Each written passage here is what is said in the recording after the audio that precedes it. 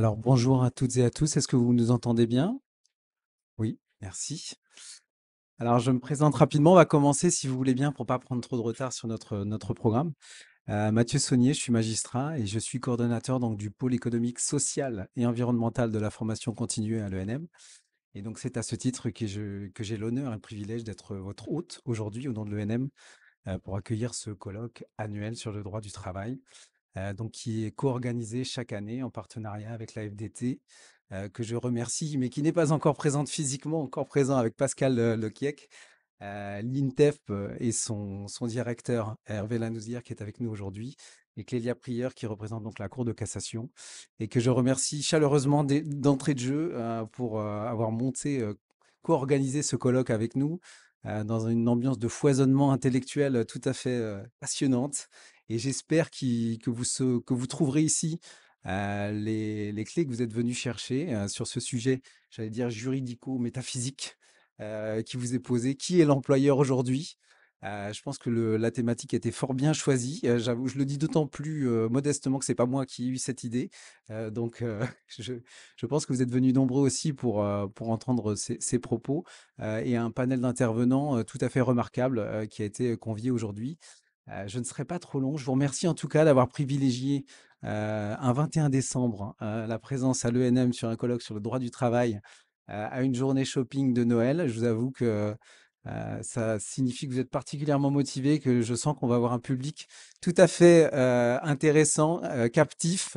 Et n'hésitez pas, surtout, c'est aussi l'objet de nos débats, bien entendu, à prendre la parole, à poser des questions. Nos intervenants sont là aussi pour y répondre.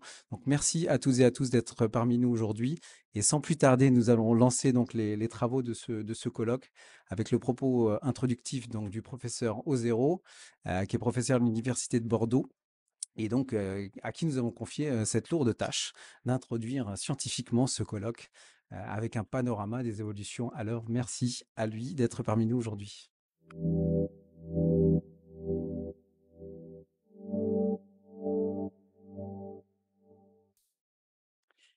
Bien, merci beaucoup pour votre invitation tout d'abord. Donc, en guise de propos introductifs, j'ai tout simplement essayé de répondre à la question qui est posée, à savoir qui est l'employeur aujourd'hui. Alors, à cette question de savoir qui est l'employeur aujourd'hui, il y a lieu de répondre, je crois, que c'est le même qu'hier.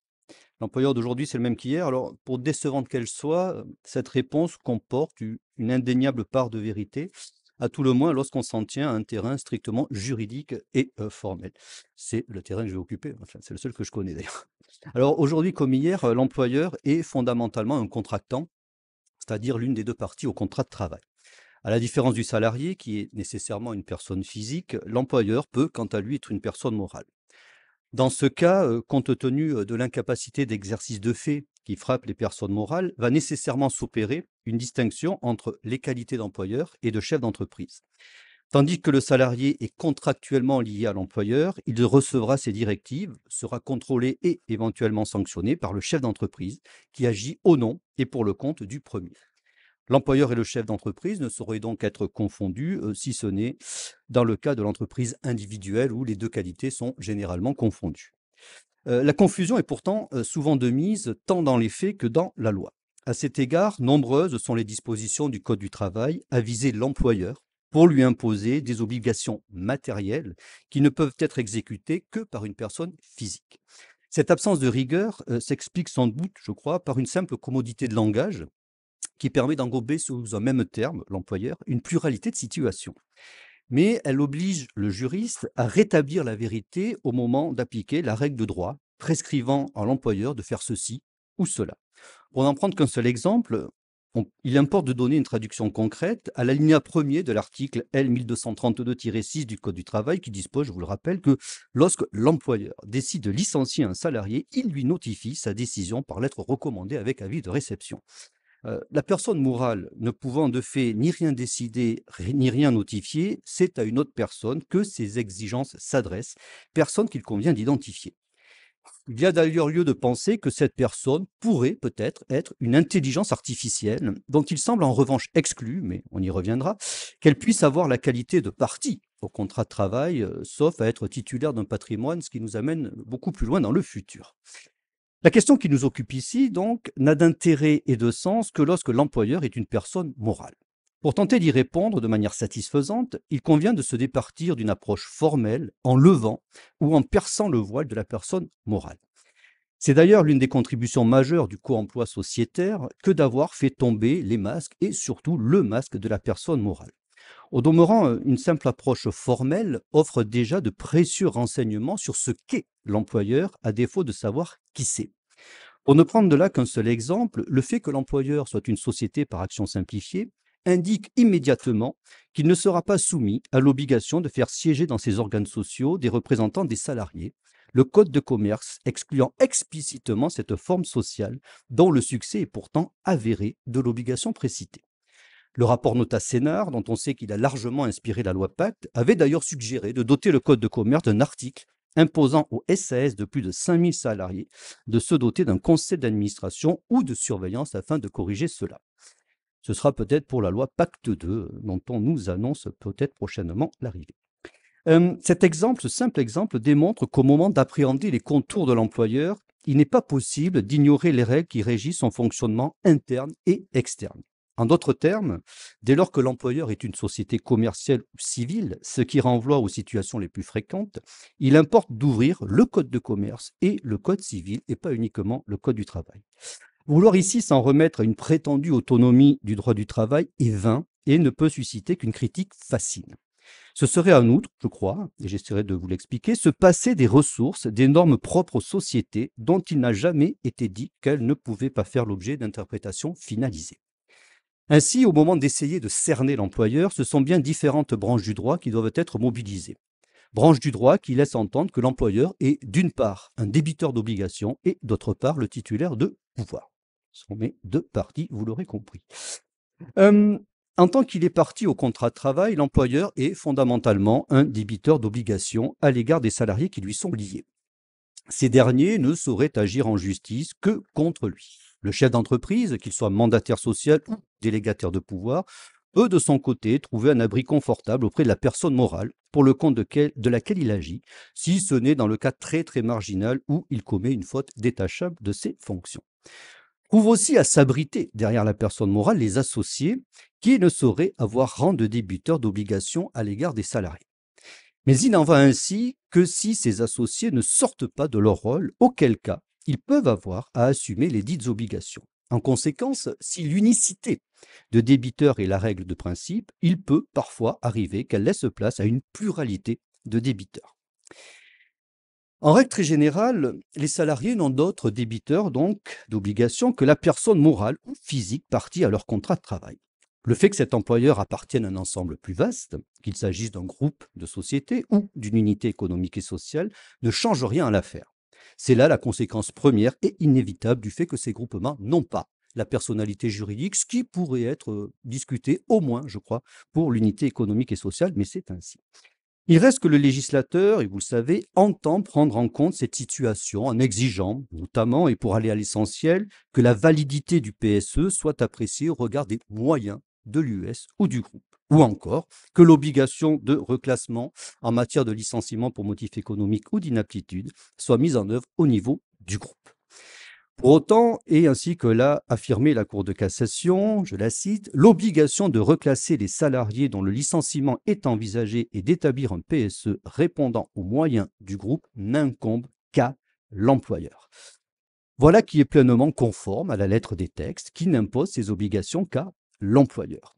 Il en va de même des dispositions du Code du travail relatives à l'obligation générale de prévention en matière de santé et de sécurité.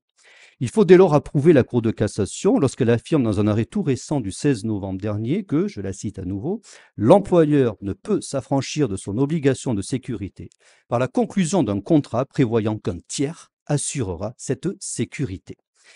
Il apparaît ainsi que, hors l'employeur, point de salut pour les salariés qui ne sauraient s'adresser a priori ni au chef d'entreprise ni à l'associé serait-il ultra majoritaire. C'est ainsi que l'on retrouve le droit des sociétés qui, parmi ses règles les plus basiques, soit limite la responsabilité des associés à leur apport, soit interdit d'augmenter leurs engagements sans leur consentement. Il arrive pourtant que l'unicité de débiteurs laisse place à une pluralité de débiteurs. L'ajout d'un autre débiteur au profit des salariés est la conséquence première de la caractérisation d'une situation de co-emploi, qu'elle procède d'un lien de subordination ou de l'immixtion permanente d'une société dans la gestion économique et sociale de la société employeur, conduisant à la perte totale d'autonomie d'action de cette dernière. On aura reconnu ici la formule de l'arrêt AGC. Parce que le co-employeur est fondamentalement un employeur, il va devoir assumer à l'égard des salariés avec lesquels il n'a pas initialement contracté toutes les obligations que la loi, les normes conventionnelles et le contrat de travail mettent à la charge de l'employeur. Sans que l'on puisse ici lui en faire grief, la Cour de cassation n'a jamais expliqué comment une société initialement tierce à des contrats de travail devient liée par ceux-ci. Je persiste à penser que c'est la conséquence d'un abus de personnalité morale conduisant à la fictivité de l'employeur nominal. Il faut alors admettre qu'il n'y a pas co-emploi, c'est-à-dire adjonction d'un débiteur, mais un nouvel employeur qui n'est autre que le véritable employeur, pour reprendre la terminologie du Conseil d'État. On remarquera qu'au quotidien, les salariés ne se rendent pas compte de ce changement d'employeur, recevant leurs consignes et directives de la même personne physique. Sauf que la perte totale d'autonomie d'action de l'employeur initial indique que cette personne physique n'agit plus au nom et pour le compte de celui-ci. Parce qu'il n'est que la sanction d'une anormalité et comporte un aspect prophylactique, il faut se satisfaire, et je me satisfais, que le co-emploi ait été conservé par la Cour de cassation, même si d'évidence, et pour les raisons précitées, il n'est pas appelé à souvent être retenu. Il permet de faire tomber le voile de la personne morale pour débusquer un actionnaire sorti de son rôle de manière inconsidérée. Si ce comportement fautif peut lui faire endosser les habits de l'employeur, il peut également produire des effets moins radicaux. On songe ici au premier chef à la responsabilité civile délictuelle, qui permet aux salariés d'une filiale en liquidation judiciaire de demander réparation à la société mère dès lors que par son comportement fautif, elle a conduit sa filiale à la déconfiture. Il n'est toutefois guère besoin de rappeler que cette voie, pour être plus praticable que le co-emploi, est d'un rendement bien moindre, compte tenu du fait que le préjudice des salariés aura souvent été réparé en tout ou partie précédemment. Ajoutons que, sauf à ce qu'elle soit couplée à une demande au titre du co-emploi, l'action en responsabilité civile extra-contractuelle est de la compétence du juge commercial, dont il faut se demander s'il serait aussi ouvert que le juge du travail. La question mérite d'être posée si l'on a égard à un arrêt rendu le 1er mars 2023 par la Chambre commerciale de la Cour de cassation, dans lequel elle affirmait, je la cite, qu'il ne résulte d'aucun texte ni d'aucun principe qu'une société mère a, lorsqu'elle cède les parts qu'elle détient dans le capital social d'une filiale en état de cessation des paiements, l'obligation de s'assurer avant la cession que le cessionnaire dispose d'un projet de reprise garantissant la viabilité économique et financière de cette filiale. Si la solution a pu être critiquée, elle peut aussi se concevoir au regard de règles élémentaires du droit des sociétés déjà évoquées et au fait que l'on peine à entrevoir à quel titre un actionnaire cédant ses titres serait tenu de garantir la viabilité d'un projet de reprise en contradiction avec le droit de propriété et la liberté d'entreprendre. Cela ne signifie pas pour autant que la société mère n'est tenue à aucune diligence au moment de vendre sa filiale, entre guillemets. On s'accordera avec d'autres pour soutenir que peut ici être utilement mobilisé l'article 1833 du Code civil, dont on sait que, depuis la loi Pacte, il impose que soient pris en compte les enjeux sociaux et environnementaux de l'activité d'une société gérée dans son intérêt social. De façon générale, ce texte offre, je pense, d'importantes perspectives au juge commercial, mais aussi et peut-être surtout au juge du travail en tant qu'outil de contrôle de l'exercice des pouvoirs dont l'employeur est titulaire, ce qui m'amène à ma seconde partie. Indiscutablement, l'employeur est titulaire de pouvoir. Il n'est pas qu'un débiteur d'obligations, il est aussi titulaire de pouvoir. C'est même ce que le caractérise au premier chef, permettant, le cas échéant, au juge de déceler des contrats de travail là où, initialement, un autre contrat avait été conclu. Ce faisant, le juge s'attache moins à la titularité du pouvoir qu'à son exercice concret. Car il faut y revenir, lorsque l'employeur est une personne morale, si c'est bien elle qui est titulaire des pouvoirs, ceux-ci vont être exercés en son nom et pour son compte par une personne physique. Il importe donc d'identifier d'abord la source du pouvoir, pour ensuite envisager son exercice. On l'a dit, c'est la personne morale employeur qui est titulaire des pouvoirs.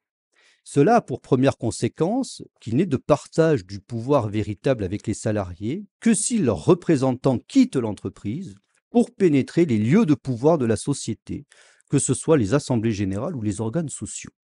À défaut, il ne s'agit que de contre-pouvoirs et, de manière plus policée, d'échanges juridiques entre les représentants de la société et les représentants de l'entreprise, concrétisés dans des normes conventionnelles. Normes conventionnelles qui, soit dit en passant, engagent l'employeur, sans être immédiatement opposables aux actionnaires, comporteraient-elles des efforts à eux demander, pour reprendre le vocabulaire de l'article L 2254-2 du Code du travail relatif aux accords de performance collective. Cela étant, si la personne morale employeur est bien titulaire de pouvoir, leur source est souvent à chercher ailleurs. On songe évidemment ici à l'actionnaire majoritaire, encore appelé société mère ou entreprise dominante. Entreprise dominante qui peut être une personne physique, a-t-on appris récemment.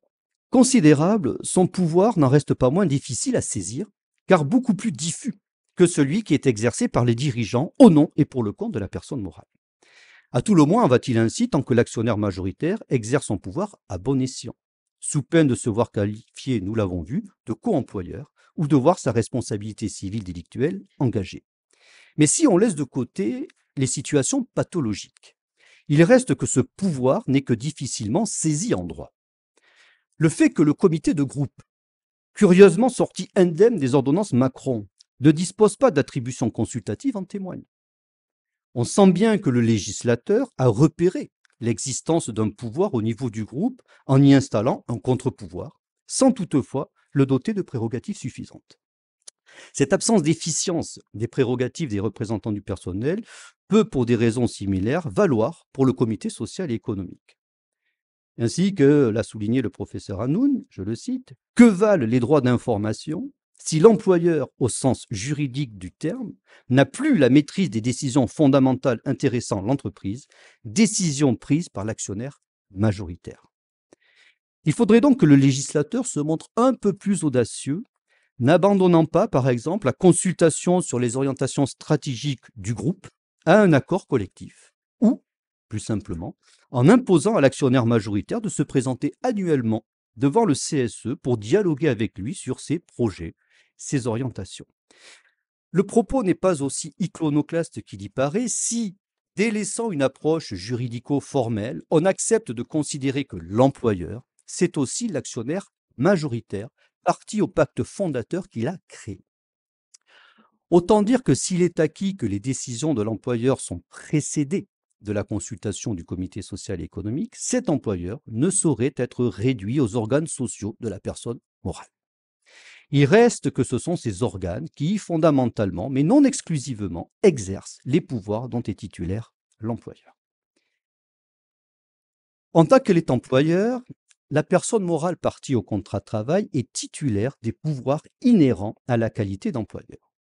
Mais pour des raisons exposées précédemment, cette incapacité d'exercice de fait, ces pouvoirs vont être exercés en son nom et pour son compte par une personne physique. Encore faut-il, évidemment, que cette personne physique soit effectivement habilitée à ce titre. Cela ne pose aucune difficulté pour les représentants que la loi autorise à agir en toutes circonstances au nom et pour le compte de la personne morale. Ce sera le président de la SAS, le gérant de la SARL ou le directeur général de la société anonyme. Ce pourra être aussi un représentant mentionné dans les statuts de la personne morale, spécialement lorsque la loi est muette sur la représentation du groupement. On songe ici principalement à l'association, présente de manière récurrente dans la jurisprudence de la Cour de cassation relative à l'exercice du pouvoir de licencier. Ce démembrement du pouvoir de l'employeur est d'ailleurs, je crois, l'un des principaux révélateurs de la problématique de l'exercice du pouvoir. On se souvient ici que la question de savoir si des délégations de pouvoir pouvaient être faites au sein des sociétés par action simplifiée a banalement surgi lors du licenciement d'un salarié réalisé par une personne qui n'était ni présidente, ni directrice générale, mais simplement délégataire de pouvoir. Une chambre mixte de la Cour de cassation a fini par affirmer que cette forme sociale n'est pas fermée aux délégations de pouvoir, ce qui est heureux. Le pouvoir de licencier peut donc être, ici comme ailleurs, exercé par un délégataire de pouvoir qui sera généralement un salarié. Il s'avère donc qu'une personne subordonnée peut exercer une fraction du pouvoir de celui qui l'emploie. Dans le périmètre de l'entreprise, le pouvoir de licencier peut être délégué à tout salarié pourvu des moyens, de l'autorité et de la compétence nécessaires. Affirmées dans le champ pénal, ces exigences doivent être respectées lorsque la délégation de pouvoir opère sur le terrain civil. On sait que la Chambre sociale de la Cour de cassation est plus réticente à ce que la délégation de pouvoir de licencier, du pouvoir de licencier sorte en quelque sorte de l'entreprise. Ainsi qu'elle le juge avec constance et raison, la finalité même de l'entretien préalable et les règles relatives au licenciement interdisent à l'employeur de donner mandat à une personne étrangère à l'entreprise pour procéder à cet entretien et notifier le licenciement. Je le disais, une telle solution ne peut être qu'approuvée. Mais on admettra que la détermination de la personne étrangère à l'entreprise ne va pas de soi. Plus exactement, il ressort de la jurisprudence que des personnes que l'on pouvait penser étrangères à l'entreprise ne le sont pas en vérité. Il en va ainsi des dirigeants sociaux de la société mère à l'égard des salariés de la filiale ou encore du DRH de cette même société mère. Encore faut-il évidemment que cette personne dispose d'une délégation de pouvoir afin d'agir au nom et pour le compte d'une société juridiquement indépendante à laquelle ils sont tiers. Mais de mon point de vue, cela ne doit pas être suffisant. En s'inspirant d'un arrêt récent de la Cour de cassation, il convient de vérifier que la personne titulaire de la délégation du pouvoir de licencier est extérieure à l'entreprise dans laquelle il est exercé, dispose des compétences requises, des connaissances nécessaires pour mener un entretien préalable et notifier un licenciement. Le dirigeant de la société mère, tout dirigeant de la société mère qu'il est, ne remplit pas de ce seul fait ces conditions à l'égard des salariés de la filiale. Partant, il n'y a pas lieu de distinguer selon que le délégataire de pouvoir de licencier appartient à une société sœur, ce qui était dans le cas dans l'arrêt que je suis en train d'évoquer, ou à la société dominante. Dans l'un et l'autre cas, il s'agit de respecter l'autonomie de la personne morale employeur et, au-delà, l'interdiction de s'immiscer dans sa gestion en l'absence de délégation de pouvoir donnée par ses organes. Comment pourrait-il en aller différemment alors qu'il s'agit d'exercer le pouvoir dont est titulaire la personne morale employeur et que ce pouvoir est exercé dans le périmètre de l'entreprise qu'elle vient juridiquement structurer? Il reste que ces pouvoirs de l'employeur peuvent rayonner à l'extérieur de l'entreprise et de ce fait imposer des obligations nouvelles à leurs titulaires. Cela paraît correspondre au devoir de vigilance. Pour aller à l'essentiel, il résulte, et on revient vers le Code de commerce, il résulte de l'article L 225-102-4 du Code de commerce que, je cite, toute société qui emploie à la clôture de 2 exercices consécutifs au moins 5000 salariés en son sein et dans ses filiales directes ou indirectes dont le siège social est fixé sur le territoire français, ou au moins 10 000 salariés en son sein et dans ses filiales directes ou indirectes dont le siège social est fixé sur le territoire français ou à l'étranger, établit et met en œuvre de manière effective un plan de vigilance. Ce texte est maladroitement rédigé dans la mesure où il laisse entendre qu'une société peut employer les salariés de ses filiales directes ou indirectes. Cela est évidemment juridiquement faux, ces salariés n'ayant d'autre employeur que les filiales considérées et non la société qui les domine. Mais l'idée, et elle est bonne, c'est de responsabiliser, sinon l'employeur, à tout le moins l'actionnaire majoritaire, le détenteur véritable du pouvoir masqué par l'écran de la personne morale. Et on relèvera d'ailleurs que le texte que je viens de citer figure dans une section du Code de commerce relative aux assemblées d'actionnaires. Mais il ne s'agit pas uniquement de responsabiliser l'actionnaire majoritaire, puisque celui-ci doit aussi se montrer vigilant à l'égard des activités des sous-traitants ou fournisseurs avec lesquels est entretenue une relation commerciale établie lorsque ces activités sont rattachées à cette relation. D'une responsabilisation de l'actionnaire majoritaire, on passe ici à celle du donneur d'ordre. Mais il faut convenir que là aussi, la responsabilisation a partie liée avec le pouvoir économique qui est exercé. On en trouve encore une illustration dans ce que le législateur nomme la responsabilité sociale des plateformes, comme si, soit dit en passant, une plateforme pouvait avoir la personnalité juridique et être débitrice d'obligations. Ainsi que l'affirme l'article L 7342-1 du Code du travail, je le cite, lorsque la plateforme détermine les caractéristiques de la prestation du service fourni ou du bien vendu et fixe son prix, elle a, à l'égard des travailleurs concernés, une responsabilité sociale. Il se confirme ainsi que de grands pouvoirs impliquent de grandes responsabilités et, est-on tenté d'ajouter, de grandes obligations. Ces obligations, vous l'aurez compris, sont plus importantes lorsque leur débiteur a la qualité d'employeur. Mais on l'aura compris, la notion d'employeur fait l'objet d'une stricte acception d'un point de vue juridique. Cela n'interdit pas d'aller chercher celui qui se dissimule derrière lui ou de prendre en considération le rayonnement de son pouvoir d'influence. Il n'en demeure pas moins que la qualité d'employeur ne doit pas être dévoyée. Par suite, et j'en terminerai par là, on approuvera la Cour de cassation lorsqu'elle affirme dans un arrêt en date du 8 février 2023 que, je la cite, si l'EPIC SNCF Mobilité n'étant pas lié au demandeur par un contrat de travail, sa responsabilité ne pouvait être recherchée sur le fondement de l'obligation de sécurité à la charge de l'employeur, sa responsabilité pouvait néanmoins être engagée au titre de sa responsabilité extra-contractuelle. Je vous remercie. Un grand merci à vous, professeur, pour ce propos introductif.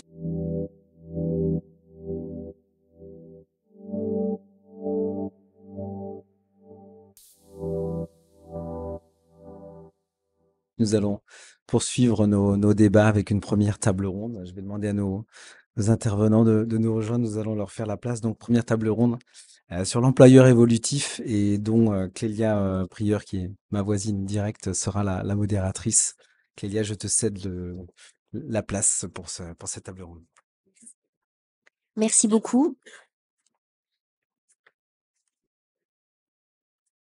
Alors, je vais demander effectivement à Emmanuel Woerth, Christine Capitaine, Thomas Holland et Foulque de Rostolan de me rejoindre sur l'estrade.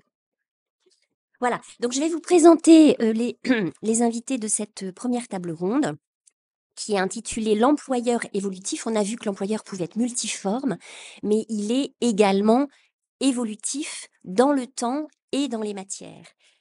Donc, pour participer à cette table ronde, nous avons Christine, alors de ma gauche à ma droite, donc de votre droite à la gauche, Christine Capitaine, qui est doyenne de la section relations individuelles du travail, santé et sécurité au travail à la Chambre sociale de la Cour de cassation. Emmanuel Woerth, qui est avocate générale affectée à cette section et aussi à la section temps de travail, rémunération et contrats spéciaux, donc à la Chambre sociale de la Cour de cassation, et qui est auteur avec Hervé Lanouzière, l'un des co-organisateurs de ce colloque, de l'ouvrage La santé au travail, droit et pratique, paru en juin 2023 chez Economica. À ma droite, Foulque de Rostolan, qui est avocat en droit social, alors qui intervient plutôt dans la défense de l'employeur, notamment dans un certain nombre d'affaires emblématiques de co-emploi. Vous aviez évoqué l'affaire Metal Europe, entre autres, voilà, qui correspond à une procédure collective ouverte en 2003 et qui vient juste de se terminer, avec une question de préjudice d'anxiété qui a notamment été tranchée par la Cour de cassation. Et puis, enfin, à ma droite, Thomas Holland, qui est avocat en droit social associé au cabinet LBBA et qui, lui, intervient pour la défense des salariés, des organisations syndicales et des CSE. Voilà, et qui s'est notamment illustré dans l'affaire Erjo Higgins, je ne sais pas si je prononce bien. Voilà, Erjo Higgins, qui correspond à la papeterie de Bessé-sur-Bray qui avait été placée en redressement judiciaire sur la question de l'engagement de la responsabilité de la société mère ou de la société sœur et de l'actionnaire. Voilà, donc ça annonce un riche débat entre nos invités. Alors, cette table ronde va s'articuler en 2 temps. Le premier, c'est le point de vue de la Cour de cassation sur l'état du droit et les évolutions jurisprudentielles en matière de coactivité, c'est Emmanuel Woerth qui va intervenir la première, et en matière de périmètre de reclassement, la parole sera donnée à Christine Capitaine. Voilà. Et puis ensuite, nous aurons un débat avec l'approche des praticiens sur le terrain du co-emploi. Donc, je laisse tout de suite la parole à Emmanuel Woerth. Merci.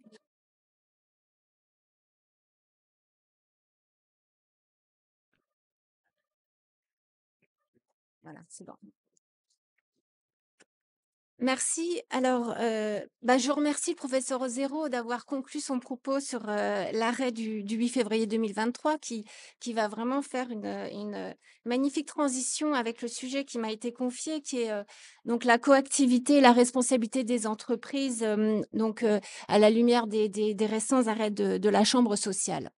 Alors, la coactivité, effectivement, est un sujet absolument central, non seulement compte tenu de son développement dans l'activité économique des entreprises, mais aussi parce qu'elle mobilise plusieurs des pans variés du droit, nécessite par conséquent d'articuler de nombreuses règles entre elles, en particulier en cas d'exposition de travailleurs à des risques professionnels.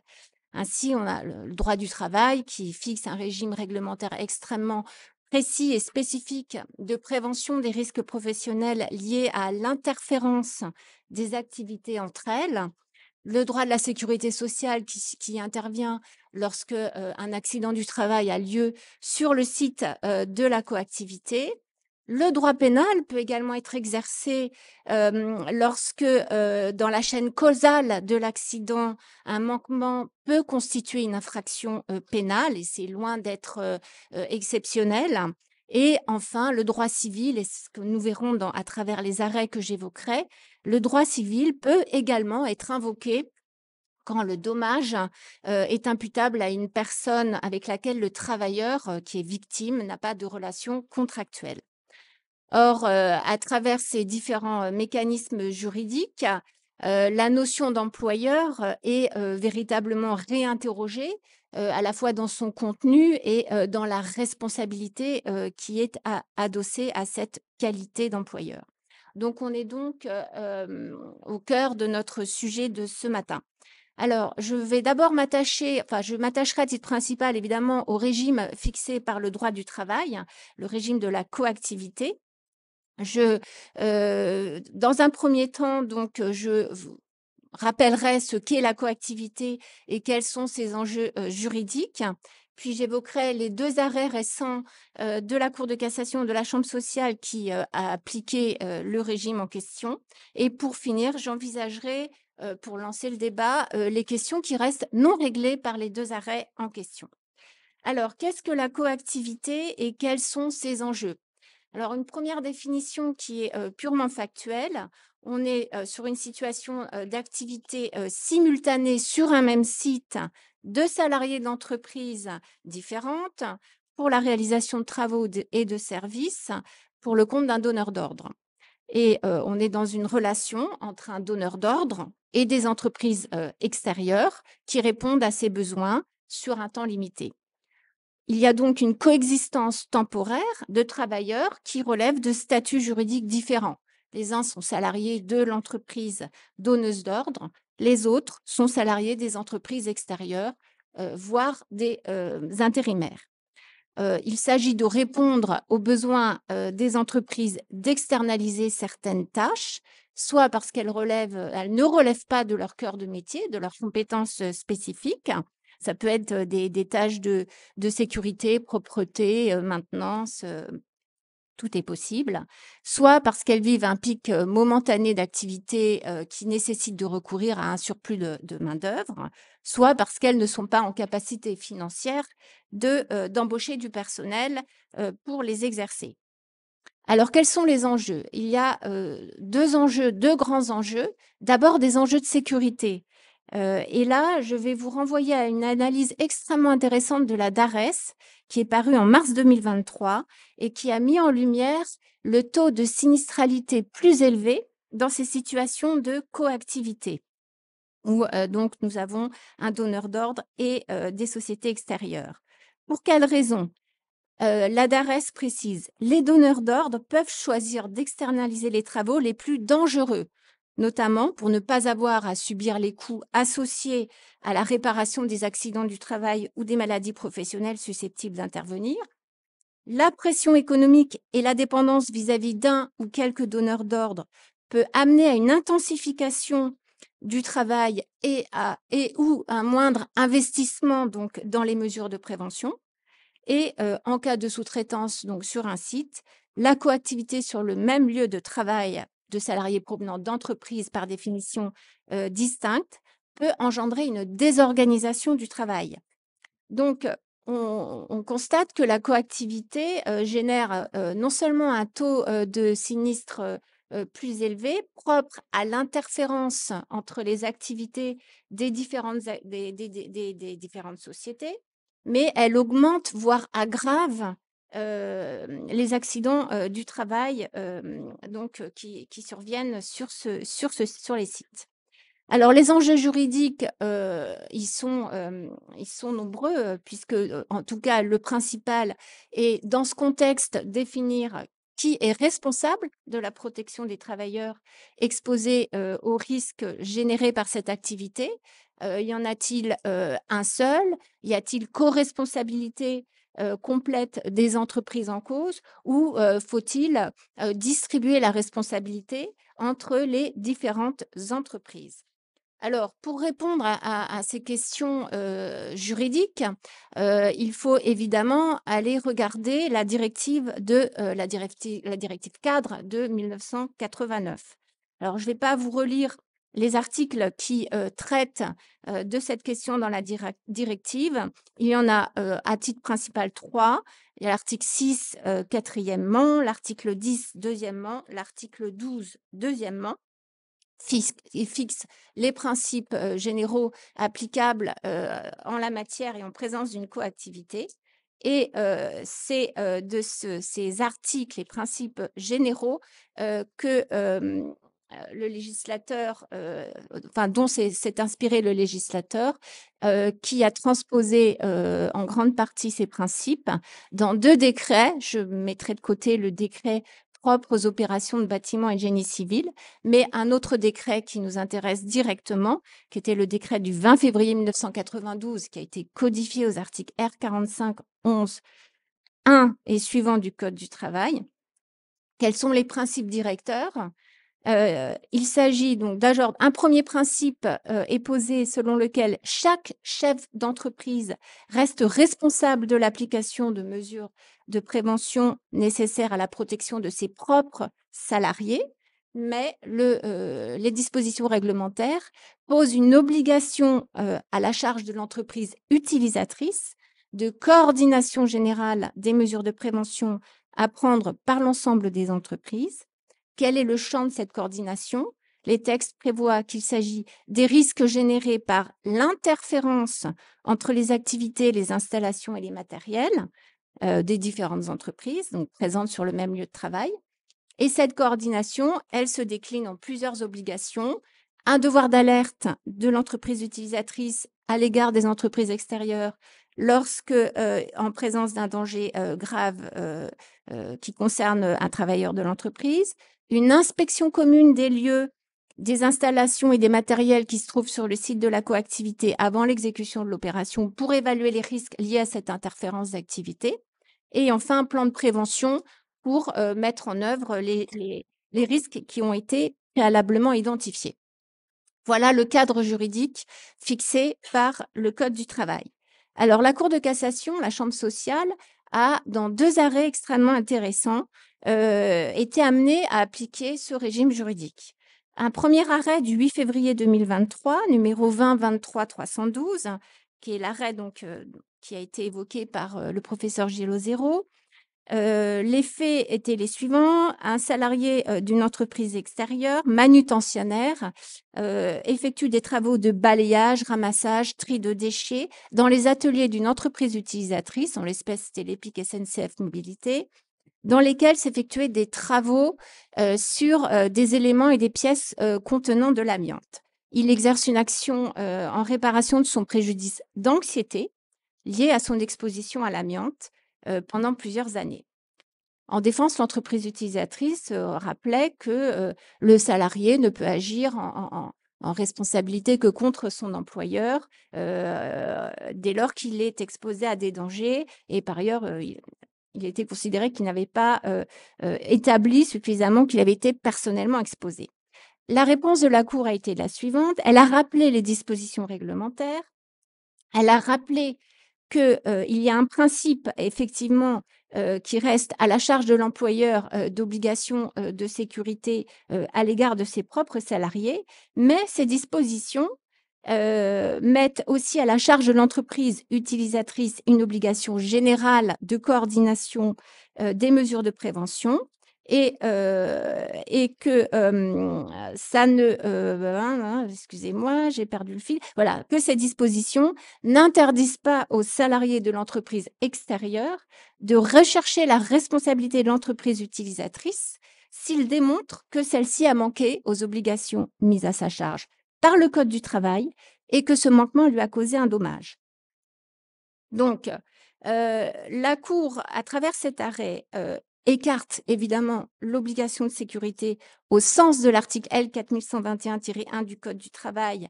En l'état du droit, cette obligation reste et incombe uniquement à l'employeur, sauf exception propre au régime de l'intérim, mais elle n'exclut pas effectivement qu'en cas d'exposition du travailleur de l'entreprise extérieure, donc une responsabilité de l'entreprise utilisatrice puisse être exercée à condition de démontrer une faute, un dommage, un lien de causalité entre les deux.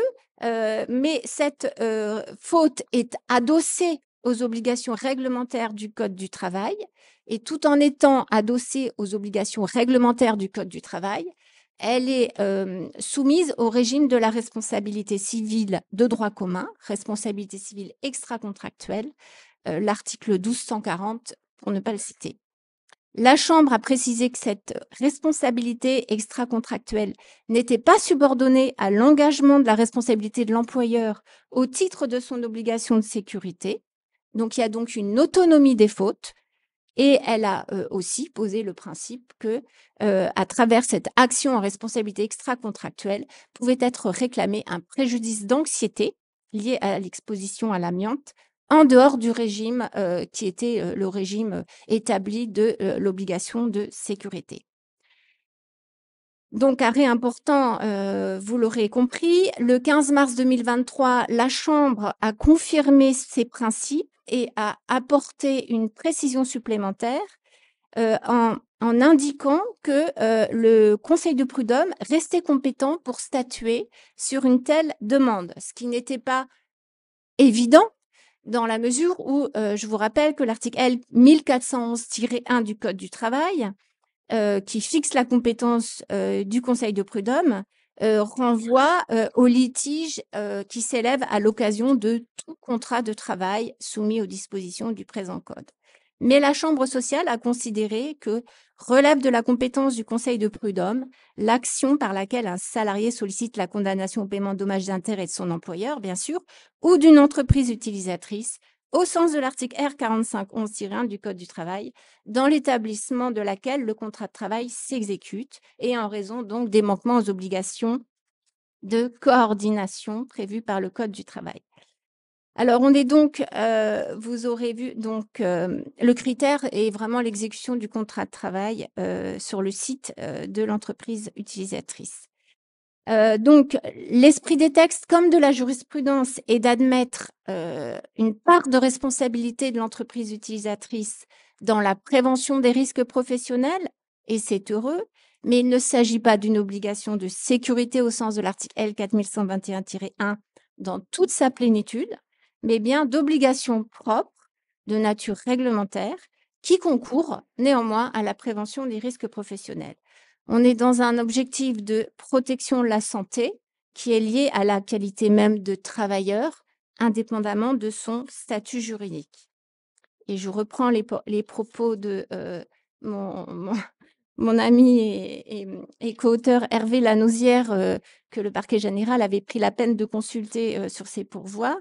Il nous dit Si les règles en matière de santé et sécurité au travail réagissent la relation contractuelle de travail sous l'angle des conditions de travail, elles transcendent en partie cette relation dans la mesure où leur objet n'est pas seulement de protéger la santé et la sécurité des personnes à raison du lien juridique qui unit les parties, mais aussi à raison de la maîtrise que le responsable des lieux a sur la conduite des activités qu'il exerce, ainsi que des travaux et des opérations qu'il conduit. Donc, il est comptable en cette qualité de chef d'entreprise, maître des lieux, mais sur des fondements différents, effectivement, de la santé et de la sécurité de toutes les personnes qui évoluent dans son périmètre. Alors, il reste, semble-t-il, et c'est sur ça que je terminerai, il reste des questions en suspens. Selon moi, déjà sur l'articulation des responsabilités entre l'entreprise utilisatrice et l'entreprise extérieure. En effet, où s'arrête la coordination générale qui incombe à l'entreprise utilisatrice? J'ai omis de vous dire que dans les arrêts en question, ce qui avait été relevé, c'était précisément ce manque d'inspection commune préalable à l'opération, à l'exécution de l'opération et l'absence de plan de prévention. Donc, c'était vraiment sur ces deux points-là, dans les deux arrêts, que la Cour d'appel avait retenu la responsabilité de l'entreprise utilisatrice et validée par la Cour de cassation. Donc, où s'arrête la coordination générale qui incombe donc à l'entreprise utilisatrice en vertu des textes et où commence la mise en œuvre effective des moyens de protection qui, eux, restent à la charge de l'employeur. La frontière, en pratique, dans les faits, n'est pas toujours claire ni franche. Et en cas de litige, il appartiendra donc au juge du fond de vérifier au cas par cas, de façon très concrète, quelle est la part, ce qui revient à chacun. Que se passe-t-il en cas de mauvaise ou insuffisante évaluation commune des risques? Est-ce nécessairement une responsabilité, une solidum de toutes les entreprises qui va nécessiter d'attraire à la fois l'entreprise utilisatrice et les entreprises extérieures? Ou est-ce une action contre l'entreprise utilisatrice seule, à charge pour elle d'exercer une action récursoire contre l'entreprise extérieure? Et si c'est le cas, devant quelle juridiction? Est-ce que la solution retenue par la Chambre sociale dans ces deux arrêts est limitée aux seules obligations réglementaires relatives au régime spécifique de la coactivité? Alors, on l'a vu, la faute qui a été retenue est adossée aux obligations réglementaires. Mais la Cour de cassation renvoie au droit commun de la responsabilité civile extra-contractuelle, l'article 1240. Dans ces cas-là, est-ce que le recours à l'article 1240 ne permet pas, au contraire, d'élargir le champ de la responsabilité et couvrir des manquements plus larges que ceux qui sont visés par le régime réglementaire de la coactivité, dès lors qu'il y aurait démonstration d'une faute, d'un dommage et d'un lien de causalité? Et si c'est le cas, comment on va différencier alors les régimes de responsabilité, enfin ce régime de responsabilité extra-contractuelle du régime de l'obligation de sécurité de l'employeur, si ce n'est éventuellement par son régime probatoire? On a l'obligation de sécurité avec un régime tout à fait spécifique de présomption, et puis le régime de la responsabilité extra-contractuelle qui est un petit peu plus délicat à manier, et en particulier avec un lien de causalité qui doit être très caractérisé. S'agissant de la notion d'employeur, pour être vraiment dans notre sujet et au regard de cette coactivité, est-ce qu'un salarié d'une entreprise extérieure ne pourrait-il pas se fonder sur l'article L 4111-5 du Code du travail pour invoquer, là aussi, des manquements aux règles de prévention et de sécurité beaucoup plus larges que les obligations fixées aux articles R4511-1 et suivants du Code du travail? Pourquoi? Parce que les termes de l'article L 4111-5 précisent que la quatrième partie du Code du travail s'applique, outre les salariés, à toute personne placée à quelque titre que ce soit sous l'autorité de l'employeur. Or, la notion d'autorité couvre, me semble-t-il, un champ plus large que le lien de subordination juridique et semble tout à fait adapté à la situation de la coactivité avec un donneur d'ordre qui a la maîtrise des lieux et des conditions de travail. Et enfin, je conclurai comme ça, les principes généraux de prévention qui sont issus de la directive cadre de 1989, ils ont certes été repris et codifiés dans l'article L4121-1, L4121-2, mais est-ce que, en tant que principes généraux de prévention, n'aurait-il pas vocation à surplomber toutes les situations et s'appliquer, quels que soient les statuts juridiques des travailleurs, dès lors qu'une exposition à des risques professionnels est engendrée par une activité dont un donneur d'ordre a la maîtrise? Alors, en conclusion, vous l'aurez compris, ces sujets de santé et sécurité nous permettent de constater que la notion classique d'employeur caractérisée par un lien de subordination juridique atteint quelque peu ses limites, qu'il convient sans doute de se détacher de cette notion stricte pour se concentrer donc sur la qualité de la personne au travail, titulaire d'un droit fondamental à la protection de sa santé et sa sécurité, alors qu'elle accomplit une prestation dans un environnement et des conditions matérielles d'exécution qui sont maîtrisées par un donneur d'ordre qui n'est pas son employeur. Selon les mots du professeur Franqueas, et je terminerai comme ça, au-delà du pouvoir de direction, le pouvoir élargi d'organisation serait un pouvoir sur le pouvoir. Je vous remercie.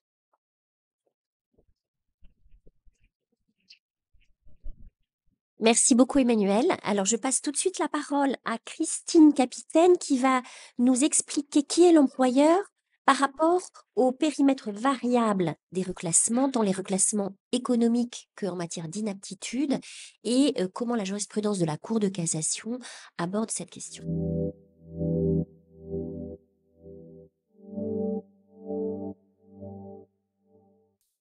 Merci beaucoup Clélia et merci également aux organisateurs de cette journée toujours annuelle et toujours très riche en échanges sur différents sujets. Donc aujourd'hui, l'employeur évolutif pour notre table ronde, et il m'a été confié de vous parler du périmètre variable des reclassements. Alors pour expliquer et puis pour illustrer également ce périmètre variable des reclassements, je vous propose de vous parler dans un premier temps de la nouvelle définition du groupe d'entreprise, puis dans un second temps des modifications à intervenir relativement à l'obligation de recherche de reclassement, notamment en matière d'inaptitude, puis de terminer par l'évolution de la jurisprudence et les décisions récentes rendues par la Chambre sociale. Alors tout d'abord, en retenant désormais une définition économique du groupe de reclassement, le législateur a modifié l'approche antérieure de la Chambre sociale et provoqué une nouvelle définition du groupe. S'agissant tout d'abord du reclassement à la suite d'un licenciement pour motif économique, la nouvelle rédaction de l'article L. 1233-4 du Code du travail a mis fin à la jurisprudence de la Chambre qui, définissant ce groupe au regard du seul critère de la permutabilité des salariés, peu important l'existence ou non de liens capitalistiques entre les entités. En effet, dans sa rédaction issue de l'ordonnance du 22 septembre 2017, qui a été applicable donc du 24 septembre au 22 décembre 2017, cet article fait référence au groupe tel que défini à l'article L. 2231-1 du Code du travail, qui est relatif au comité de groupe. Ce dernier texte énonce qu'un groupe est formé par une entreprise appelée entreprise dominante dont le siège social est situé sur le territoire français et les entreprises qu'elle contrôle dans les conditions prévues à l'article L233-1, au grand 1 et grand 2 de L233-3 et à l'article L233-16 du Code de commerce. Dans la version postérieure, c'est-à-dire celle qui résulte de l'ordonnance du 20 décembre 2017, il n'est plus fait référence à cet article L2331-1 du Code du travail, mais seulement aux articles du Code de commerce que je viens de citer. Les ordonnances de 2017 ont défini le groupe au regard de l'existence ou non de liens capitalistiques entre les différentes entreprises, qui devient donc le critère premier, même si le critère de permutabilité du personnel au sein du groupe demeure. Il va bien sûr intervenir, mais dans un second temps, entre les entreprises qui feront partie du groupe tel que défini au niveau capitalistique.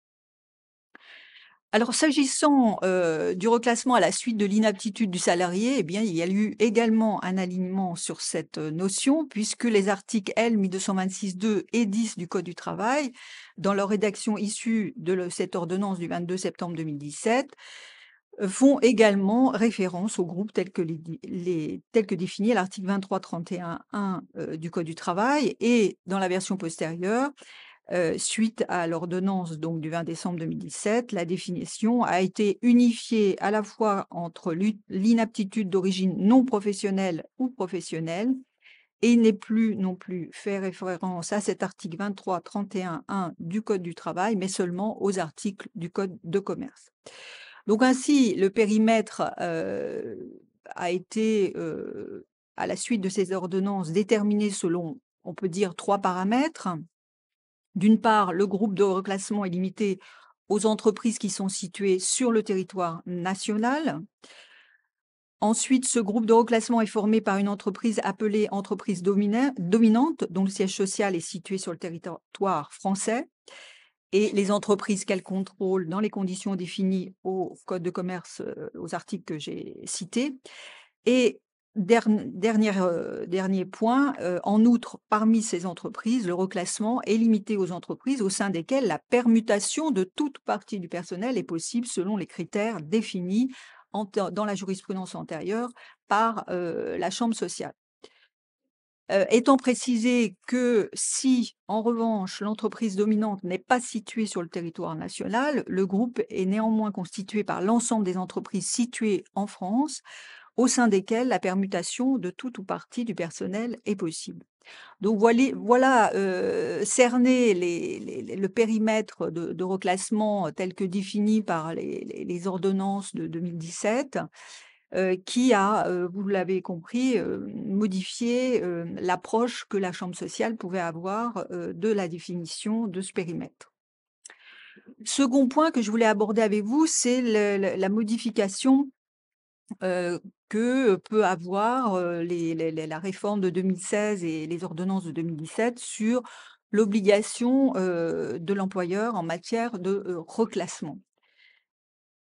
S'agissant du fondement de la jurisprudence en matière d'obligation de recherche de reclassement dans le cadre du licenciement économique, l'article L 1233-4 du Code du travail prévoit qu'un licenciement économique ne peut reposer sur une cause réelle et sérieuse que s'il est précédé d'une recherche effective et sérieuse de reclassement de l'intéressé sur un emploi relevant de la même catégorie que celui qu'il occupe ou sur un emploi équivalent ou à défaut, et sous réserve de l'accord express du salarié, sur un emploi d'une catégorie inférieure.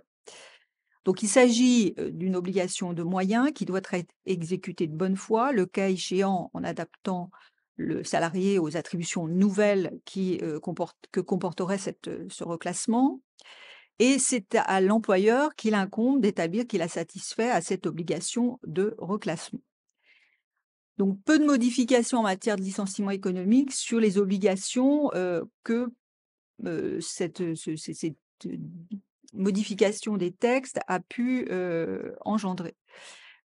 Par contre, s'agissant du fondement de la jurisprudence en matière d'obligation de recherche de reclassement en cas de licenciement pour inaptitude, même si de la même façon, la Chambre sociale juge que la preuve de l'exécution de l'obligation de chercher un reclassement incombe à l'employeur, et qui doit être en mesure donc de pouvoir apporter la preuve positive des démarches effectuées en ce sens et ainsi établir l'impossibilité dans laquelle il se trouve de donner une suite aux propositions du médecin du travail. La loi de 2016 a modifié les possibilités de reclassement dans la mesure où elle a créé une possibilité de dispense de reclassement et également la possibilité de démontrer que l'obligation est réputée satisfaite dès lors qu'un poste conforme aux préconisations du médecin du travail a été proposé, ce qui, vous l'avez compris, modifie donc l'obligation de recherche de reclassement de l'employeur. Dans le premier cas, il est dispensé de faire cette recherche. Et dans le second, la proposition d'un poste conforme qui résulte néanmoins d'une recherche loyale et sérieuse, donc cette recherche, cette proposition conforme aux préconisations du médecin du travail suffit à satisfaire à cette obligation de recherche. Donc ça va, vous allez le voir dans nos décisions que je vais aborder dans le troisième point, un peu modifier notre approche sur la recherche de ce reclassement. Mais à préciser que dès lors que le médecin du travail ne mentionne pas une impossibilité de reclasser le salarié, les obligations qui incombent à l'employeur pour justifier de la recherche de reclassement sont les mêmes qu'auparavant. Et notamment, la charge de la preuve du reclassement lui incombe et il doit démontrer qu'il a mis tout en œuvre et tous les moyens pertinents pour tenter de remplir son obligation. Il lui appartient de justifier de l'impossibilité de reclassement et au besoin, comme le texte le prévoit, par la mise en œuvre de mesures telles que mutation, transformation ou aménagement du temps de travail. Alors, troisième point que je souhaitais aborder avec vous, qui va être un peu le plus long parce que je souhaitais vous donner les derniers arrêts que nous avons pu rendre en la matière, c'est l'évolution donc de la jurisprudence sur le périmètre de reclassement. Alors, cette évolution, elle part quand même d'il y a quelques années, car si la chambre sociale juge de façon constante que la charge de la preuve de l'absence de groupe ou de son périmètre incombe à l'employeur, et tout en maintenant donc cette approche, elle a commencé une évolution lorsque la chambre sociale a dû se prononcer sur la question de la charge de la preuve de ce périmètre en cas de contestation s'élevant sur l'étendue du périmètre de reclassement au sein duquel l'employeur doit justifier de ses recherches.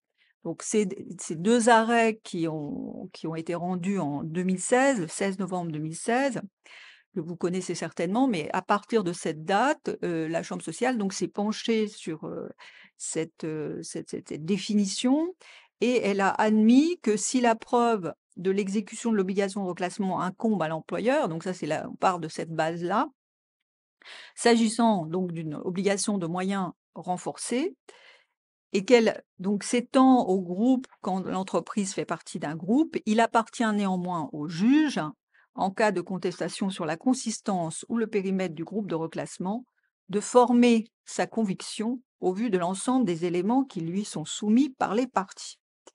Alors, je reviendrai un petit peu sur l'analyse de ces arrêts de 2016 dans la mesure où il a été déduit de ces premiers arrêts l'instauration par la chambre sociale d'un mécanisme de preuve partagée. On le verra, c'était pas du tout l'intention de la chambre sociale dès le départ et elle a maintenu tout à fait son approche en mettant à la charge principale de l'employeur la preuve de l'exécution de son obligation de reclassement et de la définition de ce périmètre, du périmètre de reclassement. Alors, en matière d'inaptitude, et dans le même sens que dans les arrêts de 2016 précités, la chambre sociale s'est également alignée sur la position rendue par la section 1 qui était en matière de licenciement économique. Et la chambre sociale a rendu un arrêt le 30 septembre 2020 qui va dans le même sens. La chambre sociale a précisé qu'en cas de contestation de périmètre de l'obligation de reclassement et avec lui celui du groupe de sociétés auquel adhère l'employeur, il appartenait au juge de former sa conviction au vu de l'ensemble des éléments qui lui étaient soumis, tant par l'employeur que par le salarié, et de déterminer si l'organisation du réseau auquel appartient l'employeur permettait entre les sociétés adhérentes la permutation de tout ou partie du personnel. Alors, ceci étant, si ce sont des décisions qui ont été rendues, notamment celle de 2020, avant la réforme de 2017, enfin, applicable avec les dispositions applicables avant la réforme des ordonnances de 2017. Et je ne sais pas si on pourrait rendre le même arrêt maintenant avec les dispositions nouvelles, dès lors qu'il s'agissait d'une adhésion à un réseau et que maintenant, avec la détermination de l'entreprise dominante, on n'a pas du tout la même approche au niveau de la constitution du groupe. Toujours en matière de licenciement économique, la Chambre sociale a précisé donc dans un arrêt du 31 mars 2021 pour Bois 19 17 300 la portée des arrêts du 16 novembre 2016 relatifs à l'office du juge et au régime probatoire applicable en cas de contestation de ce périmètre. Et elle a réaffirmé qu'il incombait à l'employeur de démontrer qu'il avait exécuté son obligation de reclassement dans un périmètre pertinent, même s'il appartenait au juge, en cas de contestation sur l'existence ou le périmètre du groupe de reclassement par le salarié, de former sa conviction au vu des éléments qui lui étaient soumis par les parties. Et donc, contrairement à l'interprétation, comme je vous le disais, qui avait pu être dessinée à la suite des arrêts du 16 novembre 2016, il a été réaffirmé que ceux-ci n'avaient pas instauré un mécanisme de preuve partagé. Dans le même sens, ont été rendus également des arrêts en matière d'inaptitude. Je vous signale également un arrêt en matière d'inaptitude qui est un peu particulier dans la mesure où il s'adresse à des gérants non salariés de succursales de commerce de détail alimentaire et donc on a affaire donc à des personnes qui ne sont pas salariées. Et en matière d'inaptitude, le pourvoi posait la question de l'étendue de l'obligation de reclassement de la société qui était donc en propriétaire de la succursale. Est-ce que cette entreprise propriétaire devait étendre sa recherche aux emplois salariés, dès lors que, bien sûr, dans cette entreprise, il y avait des emplois salariés? Alors, une réponse négative a été apportée, faisant prévaloir la spécificité du statut prévu à l'article L. 7322-1 du Code du travail, en répondant que l'entreprise propriétaire de la succursale n'est pas tenue d'étendre sa recherche aux emplois relevant d'un autre statut.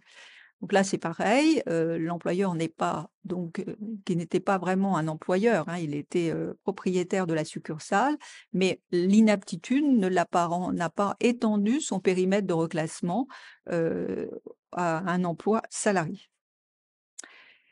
Toujours en matière d'inaptitude, la Chambre sociale a eu l'occasion récemment, dans un arrêt du 5 juillet 2023, pourvoi 22 10 158, elle a eu l'occasion donc de se prononcer sur le groupe de reclassement tel que défini par les nouvelles dispositions des ordonnances de 2017. Donc vous voyez, on est en 2023, on commence seulement à aborder à hauteur de cassation la réforme des de 2017.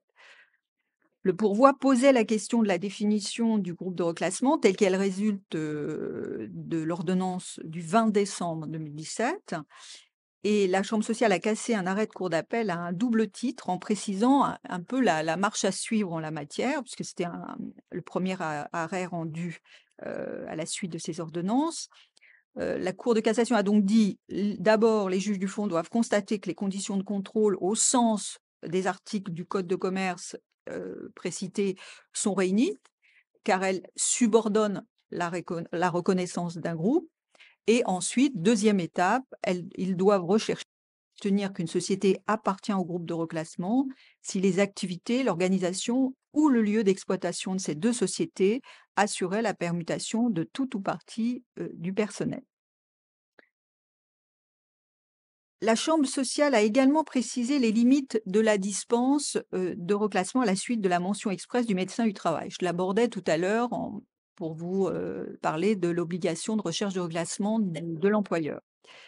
Ça a une incidence sur le périmètre de reclassement également, puisque la mention expresse, où je voulais indiquer, de dispense de reclassement va avoir donc cette incidence, non seulement à la fois sur l'obligation de recherche, mais également sur le périmètre.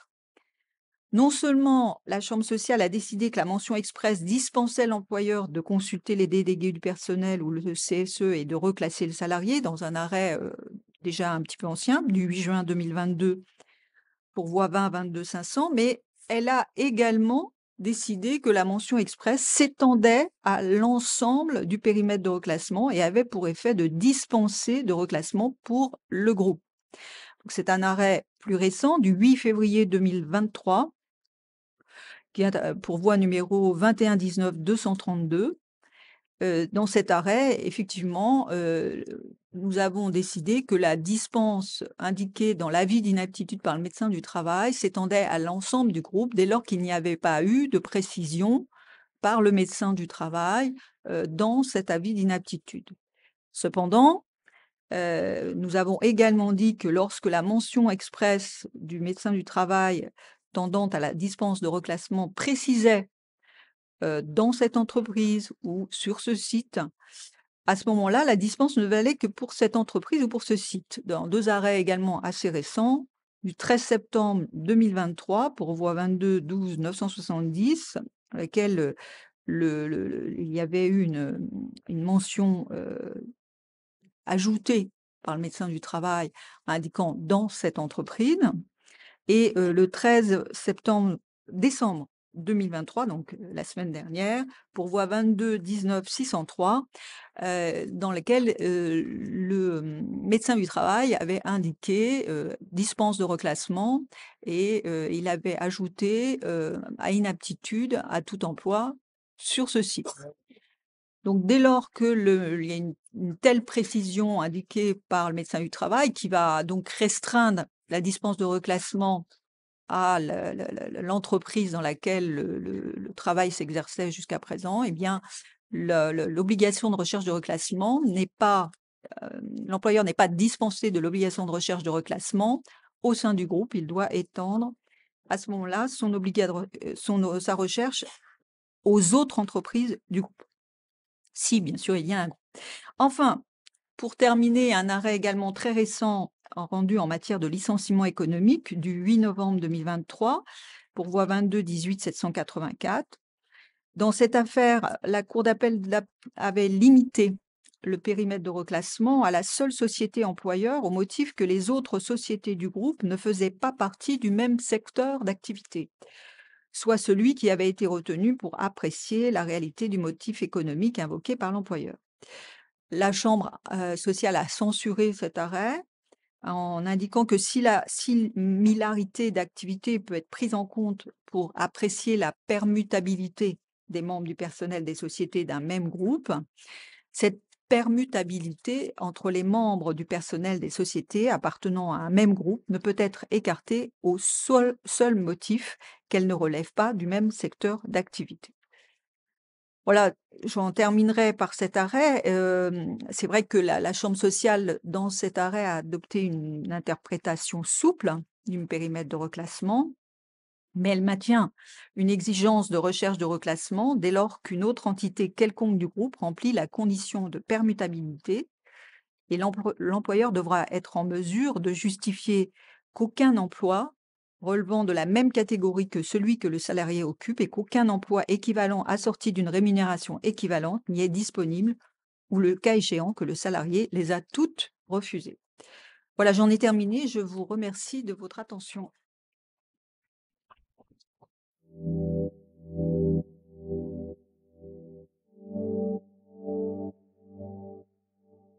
Merci Christine pour cette vision de l'employeur dans le groupe. Et donc, nous élargissons notre vision de l'employeur en abordant le co-emploi dont le professeur Ozero nous a parlé tout à l'heure. Et je vais tout de suite poser une première question à Foulque de Rostolan en vous demandant quelle distinction faites-vous entre le co-emploi individuel, qui peut être pour tout motif, et le co-emploi collectif, qui est celui que l'on trouve en matière de licenciement économique. Absolument. Merci pour cette invitation. Merci aux organisateurs et merci, madame, pour cette première question. Alors oui, je crois qu'il y a un intérêt à maintenir cette distinction entre le co-emploi individuel ou le co-emploi classique, d'une part, et puis le co-emploi que moi je nomme souvent collectif, mais je crois que la plupart des personnes préfèrent appeler co-emploi sociétaire. On l'a entendu tout à l'heure dans la bouche du professeur Ozero. Avant d'en venir à cette distinction, il faut peut-être rappeler brièvement ce qu'est le co-emploi, si on peut en donner une définition très simple. C'est la situation dans laquelle vous avez un salarié, un seul contrat de travail, mais deux co-employeurs. En tout cas, un premier employeur qui est celui qui a recruté le salarié, et puis un deuxième co-employeur qui est trouvé, identifié plus tard dans le cours de la relation d'emploi. Mais c'est bien un seul contrat de travail. C'est pas un deuxième contrat de travail qu'on vient identifier. C'est un deuxième co-employeur dans le cadre de la même relation de travail.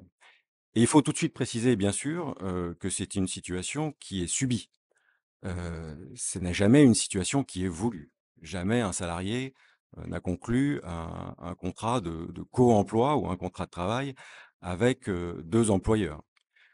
C'est en réalité une situation qui a qui a le caractère, si ce n'est la nature, d'une sanction lorsque la relation de travail s'est éloignée des canons de ce qu'elle devrait être et a dégénéré en quelque sorte. Alors, on peut en venir maintenant à la distinction entre co-emploi individuel, co-emploi collectif. Le co-emploi individuel, il est aussi ancien que la notion de lien de subordination juridique, en fait. C'est le co-emploi classique. Année après année, décennie après décennie, le lien de subordination reste le critère déterminant du contrat de travail.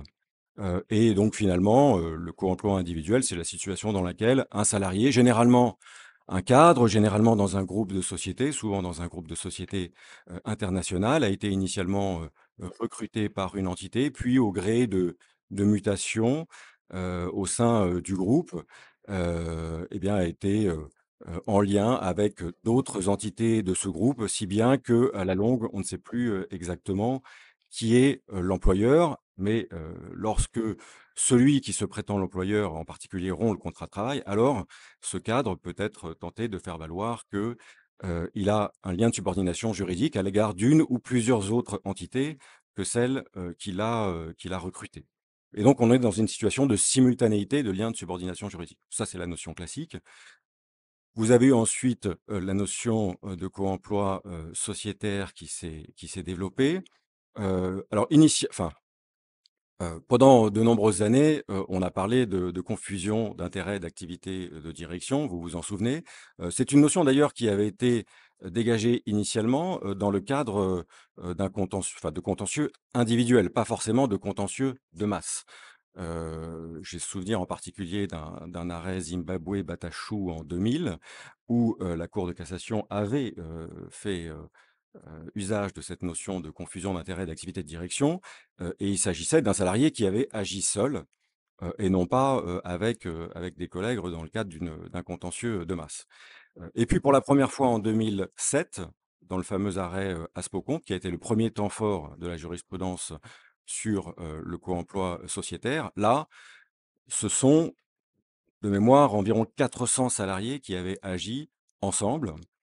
Alors évidemment, il ne s'agissait pas d'une action collective, hein, il s'agissait d'une multiplicité d'actions individuelles, mais qui avaient fait reconnaître une situation de confusion d'intérêts et d'activité de direction entre la société mère, qui était une société finlandaise, et sa filiale qui était en liquidation judiciaire.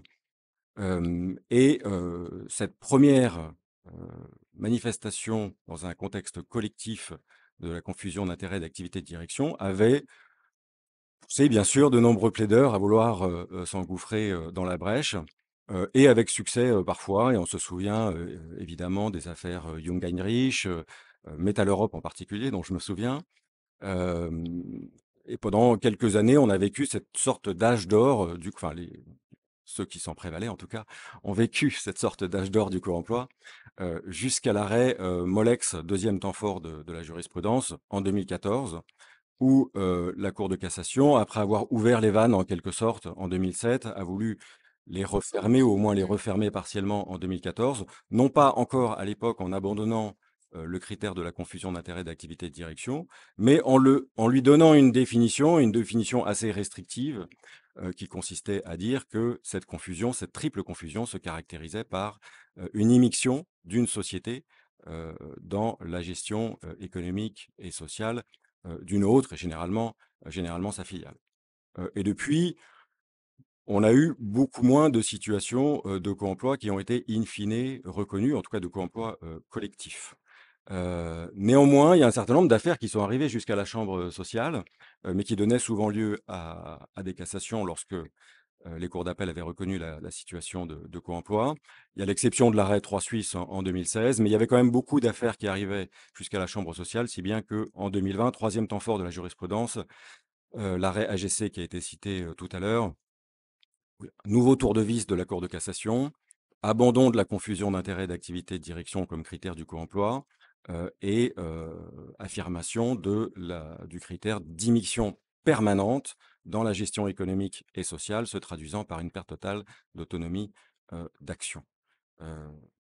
Voilà. Et alors, le critère, enfin le co-emploi collectif existe toujours, mais il n'en reste plus grand-chose. En tout cas, lorsque j'interviens aux côtés de Pascal Loquiec dans le master 2 de l'école de droit de la Sorbonne, juriste de droit social, moi, généralement, j'intitule ma présentation Grandeur et décadence du co-emploi. Alors, j'ai modifié le titre il y a peu pour dire Grandeur, décadence et résistance, parce qu'il en reste quand même une forme. Et on l'a vu d'ailleurs, même en 2022, après l'arrêt AGC France, un dernier arrêt, enfin, c'est pas le dernier, mais enfin, en tout cas, c'est un arrêt qui a été remarqué, puisque cette fois-ci, on a eu une reconnaissance par la Chambre sociale, enfin, le rejet d'un pourvoi contre un arrêt de cour d'appel qui avait reconnu une situation de co-emploi, c'était l'arrêt Glass Partners. Donc, il en reste encore quelque chose. Pardon pour cette réponse un peu longue à cette première question, et je vais passer la parole à Thomas. Oui, voilà, pour que Thomas puisse réagir sur cette première Merci question. beaucoup pour réagir et peut-être exprimer en tant que conseil de salariés, d'organisations syndicales, de CSE, un sentiment, on va dire, de frustration, d'impuissance face à finalement cette évolution relative en réalité de la notion de co-emploi sociétaire, puisque certes, il y a eu un changement de définition, mais c'est quand même la même philosophie pour la Cour de cassation qui vise finalement à sanctionner, pour reprendre les termes du professeur Ozero, des situations pathologiques et qui relèvent de l'exceptionnel. Ça nous paraît un peu anachronique parce qu'on a le sentiment en tant qu'avocat de salarié de grands groupes que on a des actionnaires qui jouent un rôle de plus en plus prépondérant, qui vont avoir une immixtion qui certes ne va pas être permanente, mais va être fautive et avec ce sentiment d'injustice finalement ressenti par ces salariés. Et là où le co-emploi avait été finalement consacré comme un outil de sanction de ces pratiques fautives des groupes, bah, finalement aujourd'hui il se trouve une notion finalement un peu privée de sens et de contenu. Et c'est vrai que bah, cette nouvelle définition, elle aurait pu être différente, c'est-à-dire qu'on aurait pu avoir une notion d'immixtion non pas permanente, mais fautive ou abusive dans la gestion économique et sociale qui aurait pu conduire pas forcément à la perte totale, mais seulement à la perte partielle d'autonomie d'action pour pouvoir effectivement retenir l'existence d'un co-employeur et mettre en cause, du coup, obtenir réparation des préjudices causés aux salariés. Puisque finalement, il faut bien avoir conscience qu'aujourd'hui, en restreignant la situation de co-emploi, nous, en tant qu'avocats de salariés, qu'est-ce qu'on va faire? On va se diriger vers le guichet qui reste finalement le plus accessible, qui va être celui en fait des AGS, puisque souvent, dans la quasi-totalité des cas où on invoquait ce co-emploi collectif sociétaire, on avait affaire à des filiales en procédure collective, en redressement, en liquidation judiciaire. Et malheureusement, finalement, on va toujours se diriger vers le conseil de prud'homme, tenter, et on a encore une porte qui nous a été ouverte, heureusement, par la Cour de cassation, d'aller pouvoir remettre en cause le motif économique tiré de la cessation d'activité, y compris en cas de redressement ou de liquidation judiciaire, en invoquant la faute de l'employeur, avec effectivement, du coup, une nouvelle question: qui est l'employeur qui commet cette faute? Et avec ce sujet-là, quand on regarde la jurisprudence de la Cour de cassation, heureusement pour nous, elle n'est pas très claire et quelquefois la faute de l'employeur, elle peut résulter des agissements, en tout cas directs ou indirects, de l'actionnaire, parce que souvent, effectivement, c'est quand même ces agissements fautifs qui vont conduire à la faillite de la filiale. Aller chercher le non-respect de l'obligation de reclassement interne par les organes de la procédure qui vont dans des délais contraints, quelquefois, faire quelques erreurs, ou pouvoir encore, même si le Conseil d'État nous laisse aussi peu d'ouverture, contester la décision d'homologation du PSE. Et puis l'autre porte qui nous est ouverte, c'est vrai que c'est la mise en cause de l'action, de la responsabilité du groupe, devant un juge qui n'est pas le juge naturel du salarié, puisque ça va être d'aller devant le tribunal judiciaire ou le tribunal commercial, sauf à invoquer par pur opportunisme le co-emploi pour pouvoir aller devant notre juge naturel qui est le conseil de prud'homme, mais avec aussi, on a évoqué la jurisprudence récente sur l'actionnaire qui cède sa filiale et qui ne pourrait pas voir sa responsabilité engagée.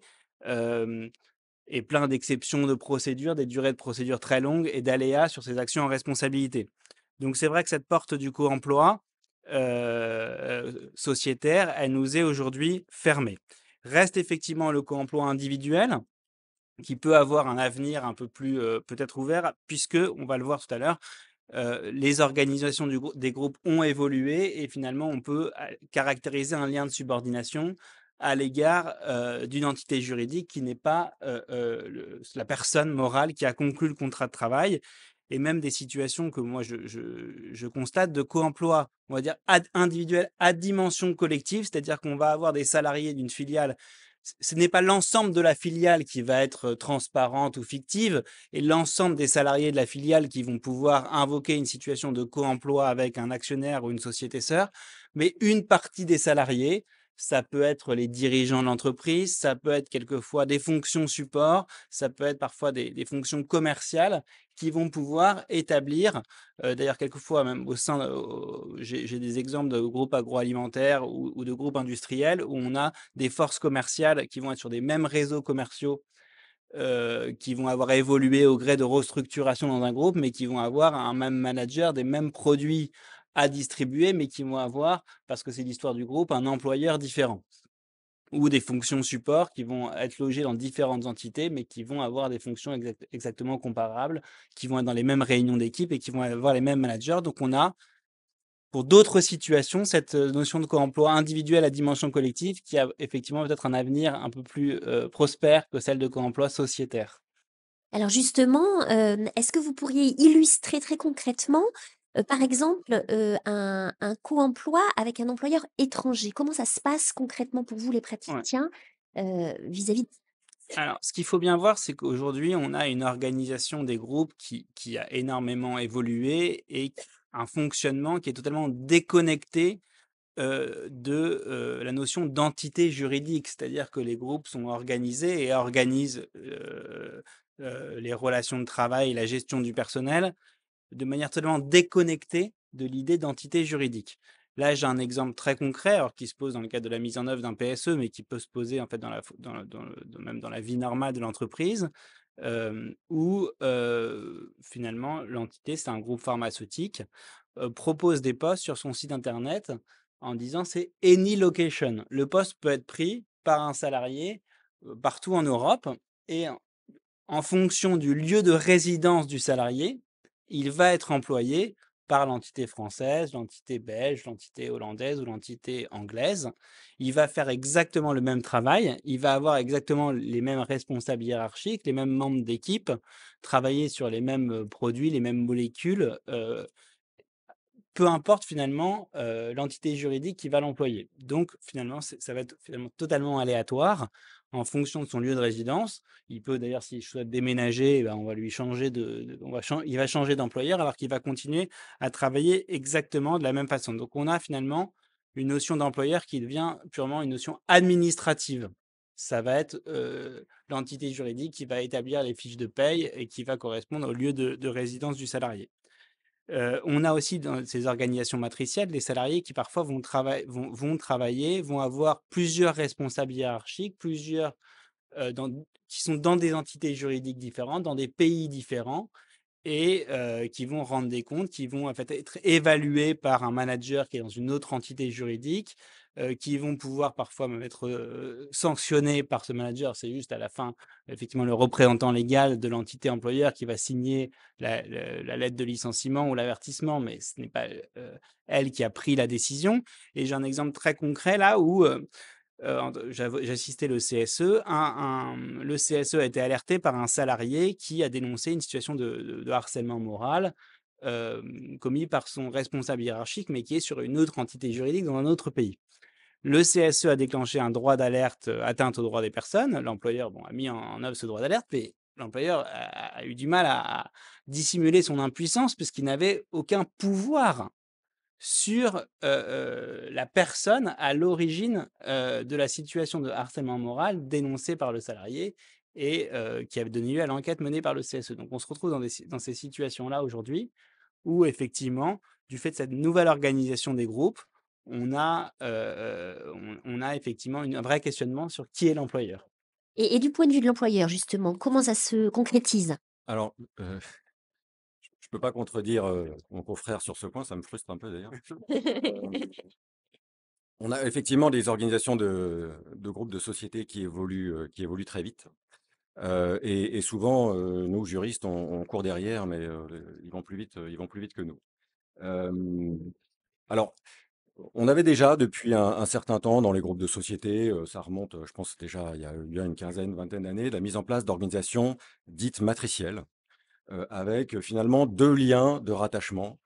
Un lien de rattachement à l'égard, de l'employeur, celui qui a recruté, et puis un lien de rattachement plus opérationnel, métier, fonctionnel, on peut le qualifier de différentes façons, à l'égard d'un supérieur hiérarchique, j'ose à peine le mot, dans une autre entité. Et on avait des organigrammes avec, vous voyez, prenons par exemple le cas d'un directeur du contrôle de gestion dans une société française.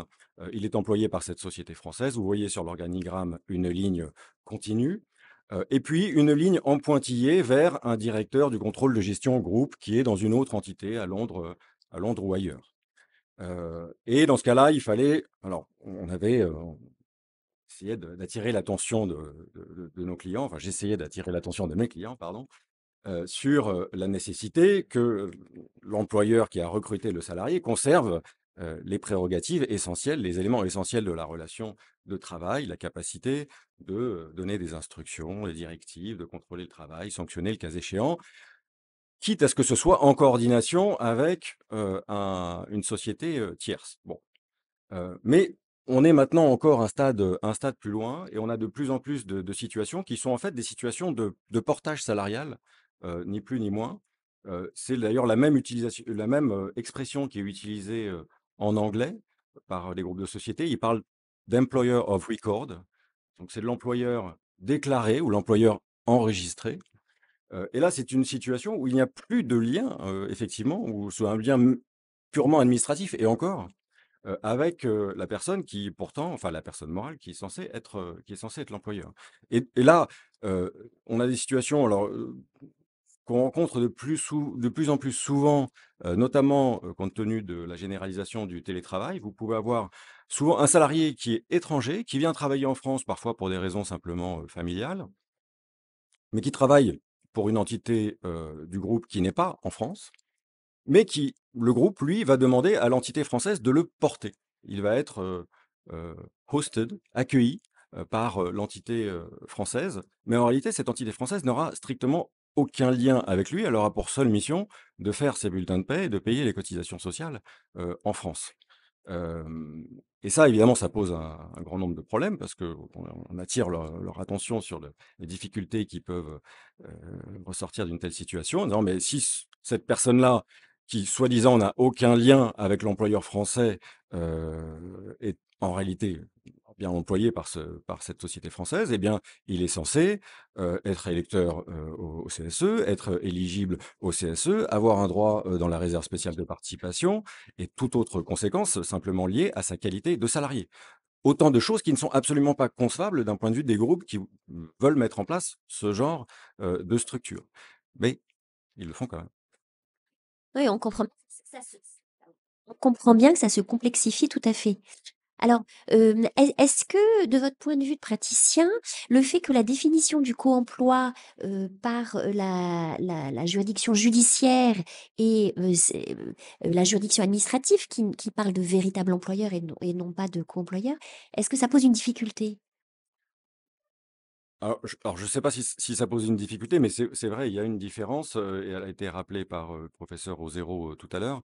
Le Conseil d'État a toujours, refusé d'importer la notion de co-emploi dans le contentieux de la légalité des actes administratifs, que ce soit des décisions administratives d'homologation ou de validation du PSE, ça remonte à quelques années maintenant. Plus récemment, en 2023, dans le contentieux des autorisations administratives de licenciement. Mais elle lui préfère la notion de véritable employeur, alors qui n'est pas si différente, mais quand même un petit peu. Et l'idée, simplement, dans la jurisprudence administrative, c'est non pas d'ajouter un second employeur au premier, mais de substituer le bon employeur à celui qui ne l'est pas ou ne l'est plus. Et c'est d'un certain point de vue, alors je ne sais pas si je peux dire plus satisfaisant, mais ce qui est vrai, c'est que la notion de co-emploi a toujours suscité des interrogations ou des débats sur ses conséquences. Lorsque un salarié a deux co-employeurs, bon, généralement, on l'envisage uniquement sous l'angle de la réparation en cas de licenciement. Bon, mais est-ce que ça ne voudrait pas dire aussi que le salarié qui a une deuxième entité comme co-employeur aurait des droits, par exemple, sur la réserve spéciale de participation de ce premier employeur? Pourquoi pas?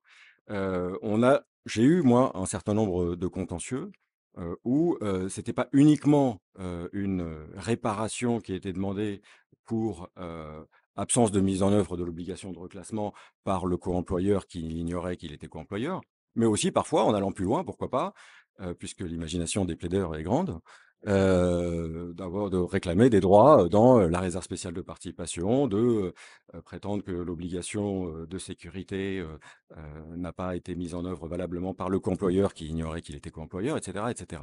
Bon. Donc, de ce point de vue-là, la notion de véritable employeur a au moins le mérite d'éviter ce genre de vertige sur les conséquences de la reconnaissance d'une situation de co-emploi. Alors justement, hem, le n'y a-t-il pas une tentation de choisir son employeur du côté du salarié selon l'intérêt qu'il aura à invoquer tel ou tel? Alors déjà peut-être, ça va me permettre de répondre à la question. Effectivement, de dire finalement, faut pas oublier que le co-emploi, finalement, le salarié ne va pas se dire spontanément pendant la relation de travail: «Je suis dans une situation de co-emploi». C'est un moment où il va y avoir une difficulté, soit individuelle, soit collective, avec, le CSE, les organisations syndicales, son conseil, que, effectivement, il va invoquer cette notion de co-emploi dans un objectif particulier. On l'a dit un peu, le co-emploi, je dirais, l'employeur ne s'en prévaut jamais, ça vient toujours du salarié, c'est toujours une technique, pour atteindre un certain nombre d'objectifs. Alors déjà, ça explique, selon moi, la différence de notion entre le juge judiciaire et le juge administratif, parce que l'objet n'est pas le même. C'est vrai que, on présente souvent l'intérêt du co-emploi comme une technique finalement d'imputation d'obligations légales, c'est le fait de pouvoir avoir un autre débiteur. Je développerai après, pour moi, c'est pas le seul intérêt. Du point de vue du juge administratif, c'est de rechercher effectivement le véritable employeur. Aujourd'hui, quand on regarde les contentieux qu'on a, donc c'est soit le contentieux sur une décision d'homologation ou de validation du PSE, ou finalement la question que va se poser le juge administratif, c'est quelle est l'entité légale qui est tenue d'établir le plan de sauvegarde de l'emploi? Est-ce que c'est effectivement l'employeur qui m'a soumis la demande d'homologation, de validation et qui a mené la procédure de consultation? Puisque d'une certaine façon, l'enjeu va être l'enjeu enfin, motif économique se pose si le co-employeur est à l'étranger, mais il n'est pas contrôlé par le juge administratif dans le cadre de la décision d'homologation, de validation. L'appréciation des mesures du PSE, c'est regarder les moyens du groupe au niveau mondial. Donc, de ce point de vue-là, c'est un peu inopérant d'aller invoquer le co-emploi. Donc, ça va être un argument de procédure d'invoquer l'existence d'un autre employeur qui serait le véritable employeur et qui aurait dû mettre en œuvre la procédure de consultation. Sur ensuite la contestation des décisions d'autorisation de licenciement des salariés protégés, et notamment sur le motif économique de la cessation d'activité, l'argument va être de dire, bah, il n'y a pas de cessation d'activité parce qu'en fait, le véritable employeur, lui, poursuit son activité. Mais en réalité, quand on regarde la définition aujourd'hui du co-emploi sociétaire par la Cour de cassation, elle est quand même, elle n'est pas identique à celle du juge administratif, mais elle est très proche. Il y a quand même cette notion un peu de fictivité. Et quoi qu'il en soit, on est dans des situations très, très, très, très exceptionnelles et donc qui sont très, très marginales et où on va être à la fois co-employeur, véritable employeur, vu les caractères exceptionnels de ces situations. Mais la question peut se poser. Moi, j'ai un dossier où j'ai obtenu, parce que c'est pas seulement une question de réparation, d'indemnisation. Ça peut être une question de poursuite de la relation de travail. J'ai un dossier où j'ai un salarié protégé d'une entité qui était en liquidation judiciaire. On a fait annuler la décision d'autorisation de licenciement. Alors, c'était avant le dernier arrêt du Conseil d'État, donc le tribunal administratif avait parlé de co-emploi, mais à la limite, peu importe, parce que finalement, le débat aurait pu très bien être sur la situation de véritable employeur.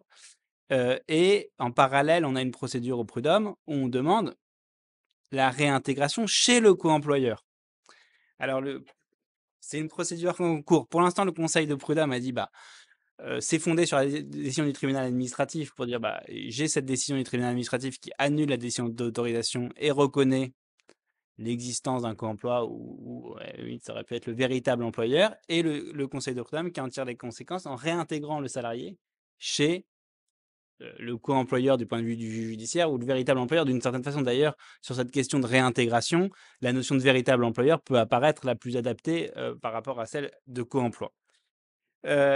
Donc, en effet, finalement, quels sont nos objectifs quand on invoque le co-emploi? L'objectif, effectivement, le plus courant, c'était quand on avait une filiale en redressement, en liquidation judiciaire. Souvent, c'était pas tant pour avoir, alors ça pouvait être pour avoir un autre débiteur, mais on avait déjà un débiteur. À la limite que la société soit en faillite, c'était entre guillemets pas grave puisqu'on avait l'assurance de garantie des salaires qui allait payer les condamnations. Alors certes, on a un plafond, 2 fois le plafond annuel de la sécurité sociale, mais sauf quand on a des salariés qui ont des rémunérations très importantes, des anciennetés très importantes, quand on est dans un contentieux de masse, qu'on a des ouvriers, souvent on va pas atteindre forcément ce plafond, donc ça va pas être notre motivation principale. Notre motivation principale, ça pouvait être justement parce que quand on avait une société en redressement liquidation judiciaire, on savait pas vraiment si on pouvait contester le motif économique de la cessation d'activité. Et quand l'obligation de reclassement avait été plus ou moins bien respectée, on se disait, bon, bah, la seule façon de pouvoir aller contester le licenciement pour motif économique, c'était d'aller sur le co-emploi. Bon, finalement, maintenant, on se rend compte qu'aujourd'hui, c'est plus facile d'aller chercher la faute de l'employeur à l'origine de la cessation d'activité, ou même d'ailleurs d'un autre motif économique qui peut être pour une société, une boniste, les difficultés économiques ou la menace sur la compétitivité, que d'aller sur cette notion de co-emploi. Donc c'est vrai, la question se pose dans quel cas on va avoir intérêt à invoquer le co-emploi. Alors peut-être un nouveau cas qui résulte des ordonnances Macron, c'est sur le périmètre d'appréciation du motif économique et de l'obligation de reclassement. Puisque, et donc on n'a pas beaucoup de jurisprudence, puisqu'avant on ne se posait pas la question, le motif économique était apprécié au niveau du secteur d'activité du groupe au niveau mondial. Maintenant qu'on est restreint au niveau de la France, on pourrait avoir intérêt à aller démontrer l'existence d'un co-emploi vis-à-vis d'une entité à l'étranger. Et d'ailleurs, on se poserait la question de dire comment on apprécie le motif économique dans ce cas-là et comment on apprécie le périmètre de l'obligation de reclassement. Exactement ce qu'on a déjà à la Cour de cassation. D'accord. Donc ça remonte, hein, des contestations de périmètre, notamment par rapport à une société qui ferme, hein, qui cesse totalement son activité, peu importe qu'il y ait des difficultés ou pas. Et là, les salariés vont rechercher les autres sociétés du groupe à l'étranger. Donc c'est effectivement une nouvelle porte Mmh. qui est tentée. Vous vouliez ajouter quelque chose? Oui, peut-être de dire, voilà, et on pense aussi, on essaie de réfléchir à d'autres utilisations du co-emploi que finalement le licenciement. Et on en a parlé tout à l'heure des sujets de santé, sécurité, conditions de travail. Est-ce que ça, et notamment sur tous ces nouveaux modes de fonctionnement des groupes, est-ce que finalement cette notion de co-emploi ou de véritable employeur va pas pouvoir être invoquée pour pouvoir mettre en cause le non-respect de l'obligation de sécurité du co-employeur ou du véritable employeur, plutôt qu'aller mettre en cause la responsabilité civile de droit commun extra-contractuelle de la société mère ou de la société sœur.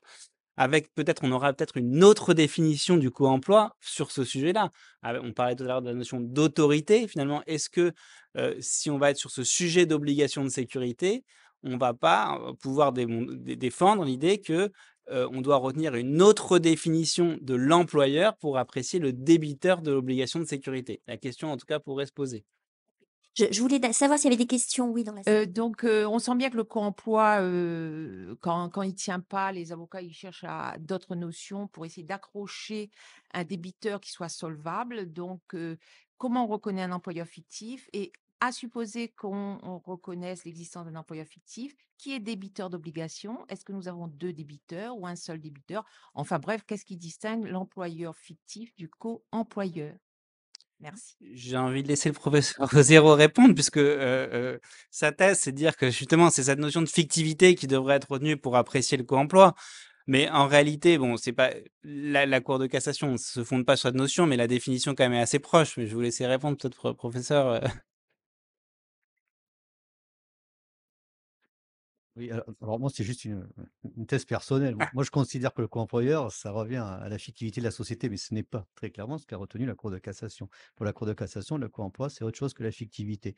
Parce que si on était allé sur la fictivité, peut-être à un moment donné, la question s'est posée, il aurait fallu se déterminer comment on retient la fictivité, quels sont les critères de la fictivité. Alors là, on se heurte à la chambre commerciale, qui n'a pas forcément, mais bon, après, on peut avoir une conception particulière de la fictivité. Moi, c'est ce que je soutiens, propre voilà, à la chambre sociale, etc. Donc, c'est pas la peine d'aller sur la fictivité de la société, aujourd'hui, puisque le co-emploi, c'est autre chose, nous dit-on. Même si, et moi je suis tout à fait d'accord avec vous, ça revient à ça en vérité, lorsqu'il y a une immixtion totale, permanente, bref, la définition de l'arrêt AGC, et c'est ça qu'il faut aujourd'hui retenir, bah, c'est la fictivité. C'est pour ça que moi j'avais construit cela en me disant que si la fictivité, il y en a pas 2, mais il y en a qu'un.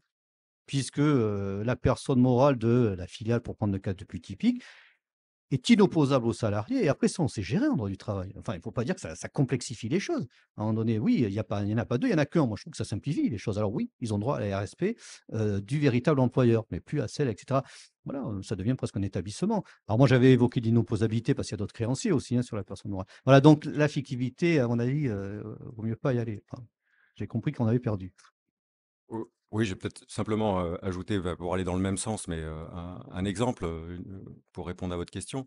Dans l'affaire, Metal Europe, 1re partie, il y avait également un volet, commercial dans le contentieux avec une demande de la part du liquidateur judiciaire de la filiale d'extension de la liquidation judiciaire à la société mère et pour ça, les arguments qui étaient, développés avaient trait à la fictivité de la société ou à de la confusion de patrimoine. Et les 2 arguments ont été rejetés, jusqu'à la chambre commerciale de Cour de cassation. Pour autant, ça nous a pas empêchés, enfin ça ne les a pas empêchés, dans un premier temps au moins, de devoir reconnaître une situation de co-emploi. Donc pas de fictivité, pas de confusion de patrimoine, même pas d'ailleurs, parce qu'il y avait également une action en comblement de passif sur la base de la faute de gestion, donc même pas d'ailleurs de faute de gestion, et de direction de fait, hein, parce que c'était ça ce qui était recherché.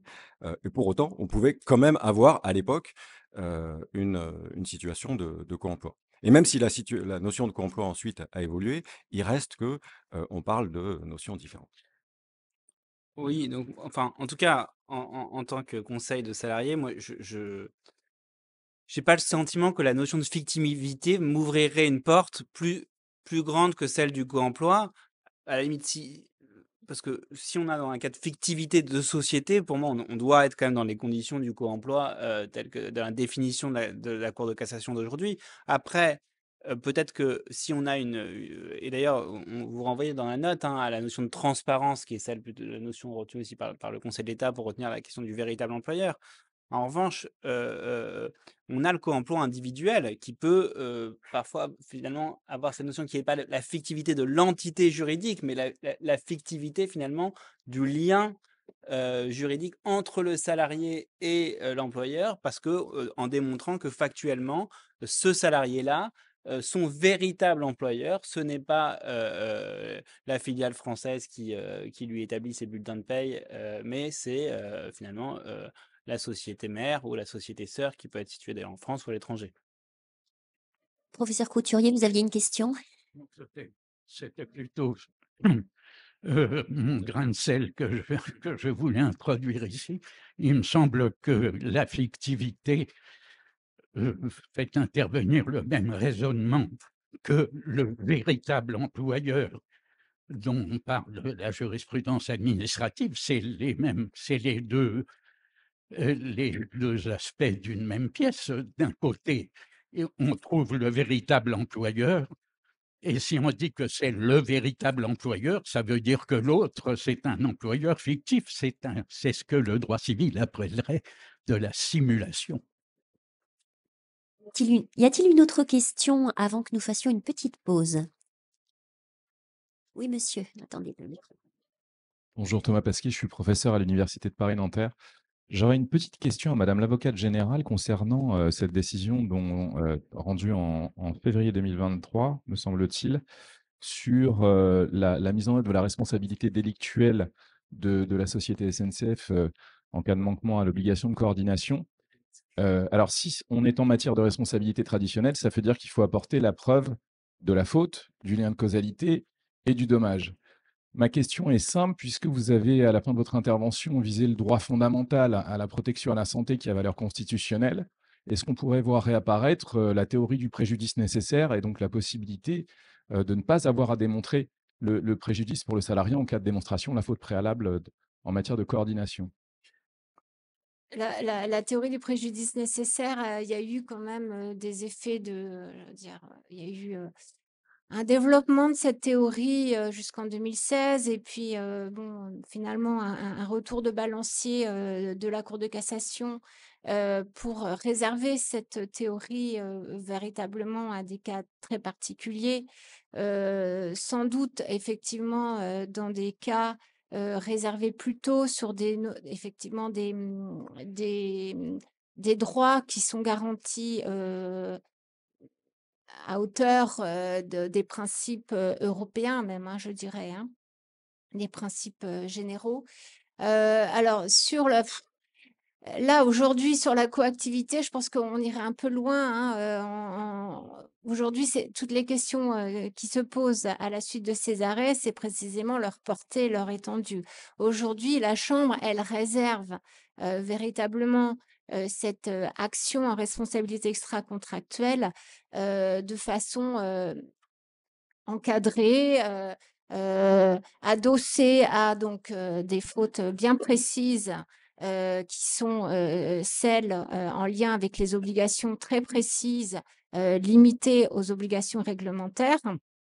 Mais c'est vrai que ce recours à l'article 1240 ben, pose question, comme je le disais, et on peut imaginer que ben, finalement, bon, il pourrait y avoir des contentieux sur des manquements plus larges, mais bon, ce régime de responsabilité de droit commun, pour l'instant, on est vraiment sur l'établissement d'une faute, d'un dommage et d'un lien de causalité.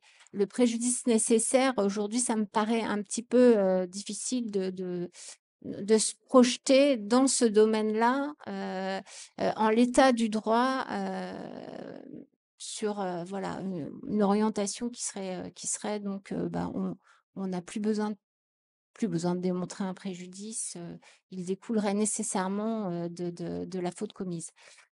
Bon, mais je peux pas m'engager de toute façon, hein, mais aujourd'hui, on a 2 arrêts, voilà, qui interviennent dans des cadres juridiques précis, qui ont une portée précise, mais effectivement qui peut, néanmoins interroger sur, ben, dans l'avenir, une possibilité d'évolution, compte de ce renvoi, au régime de responsabilité, de droit commun.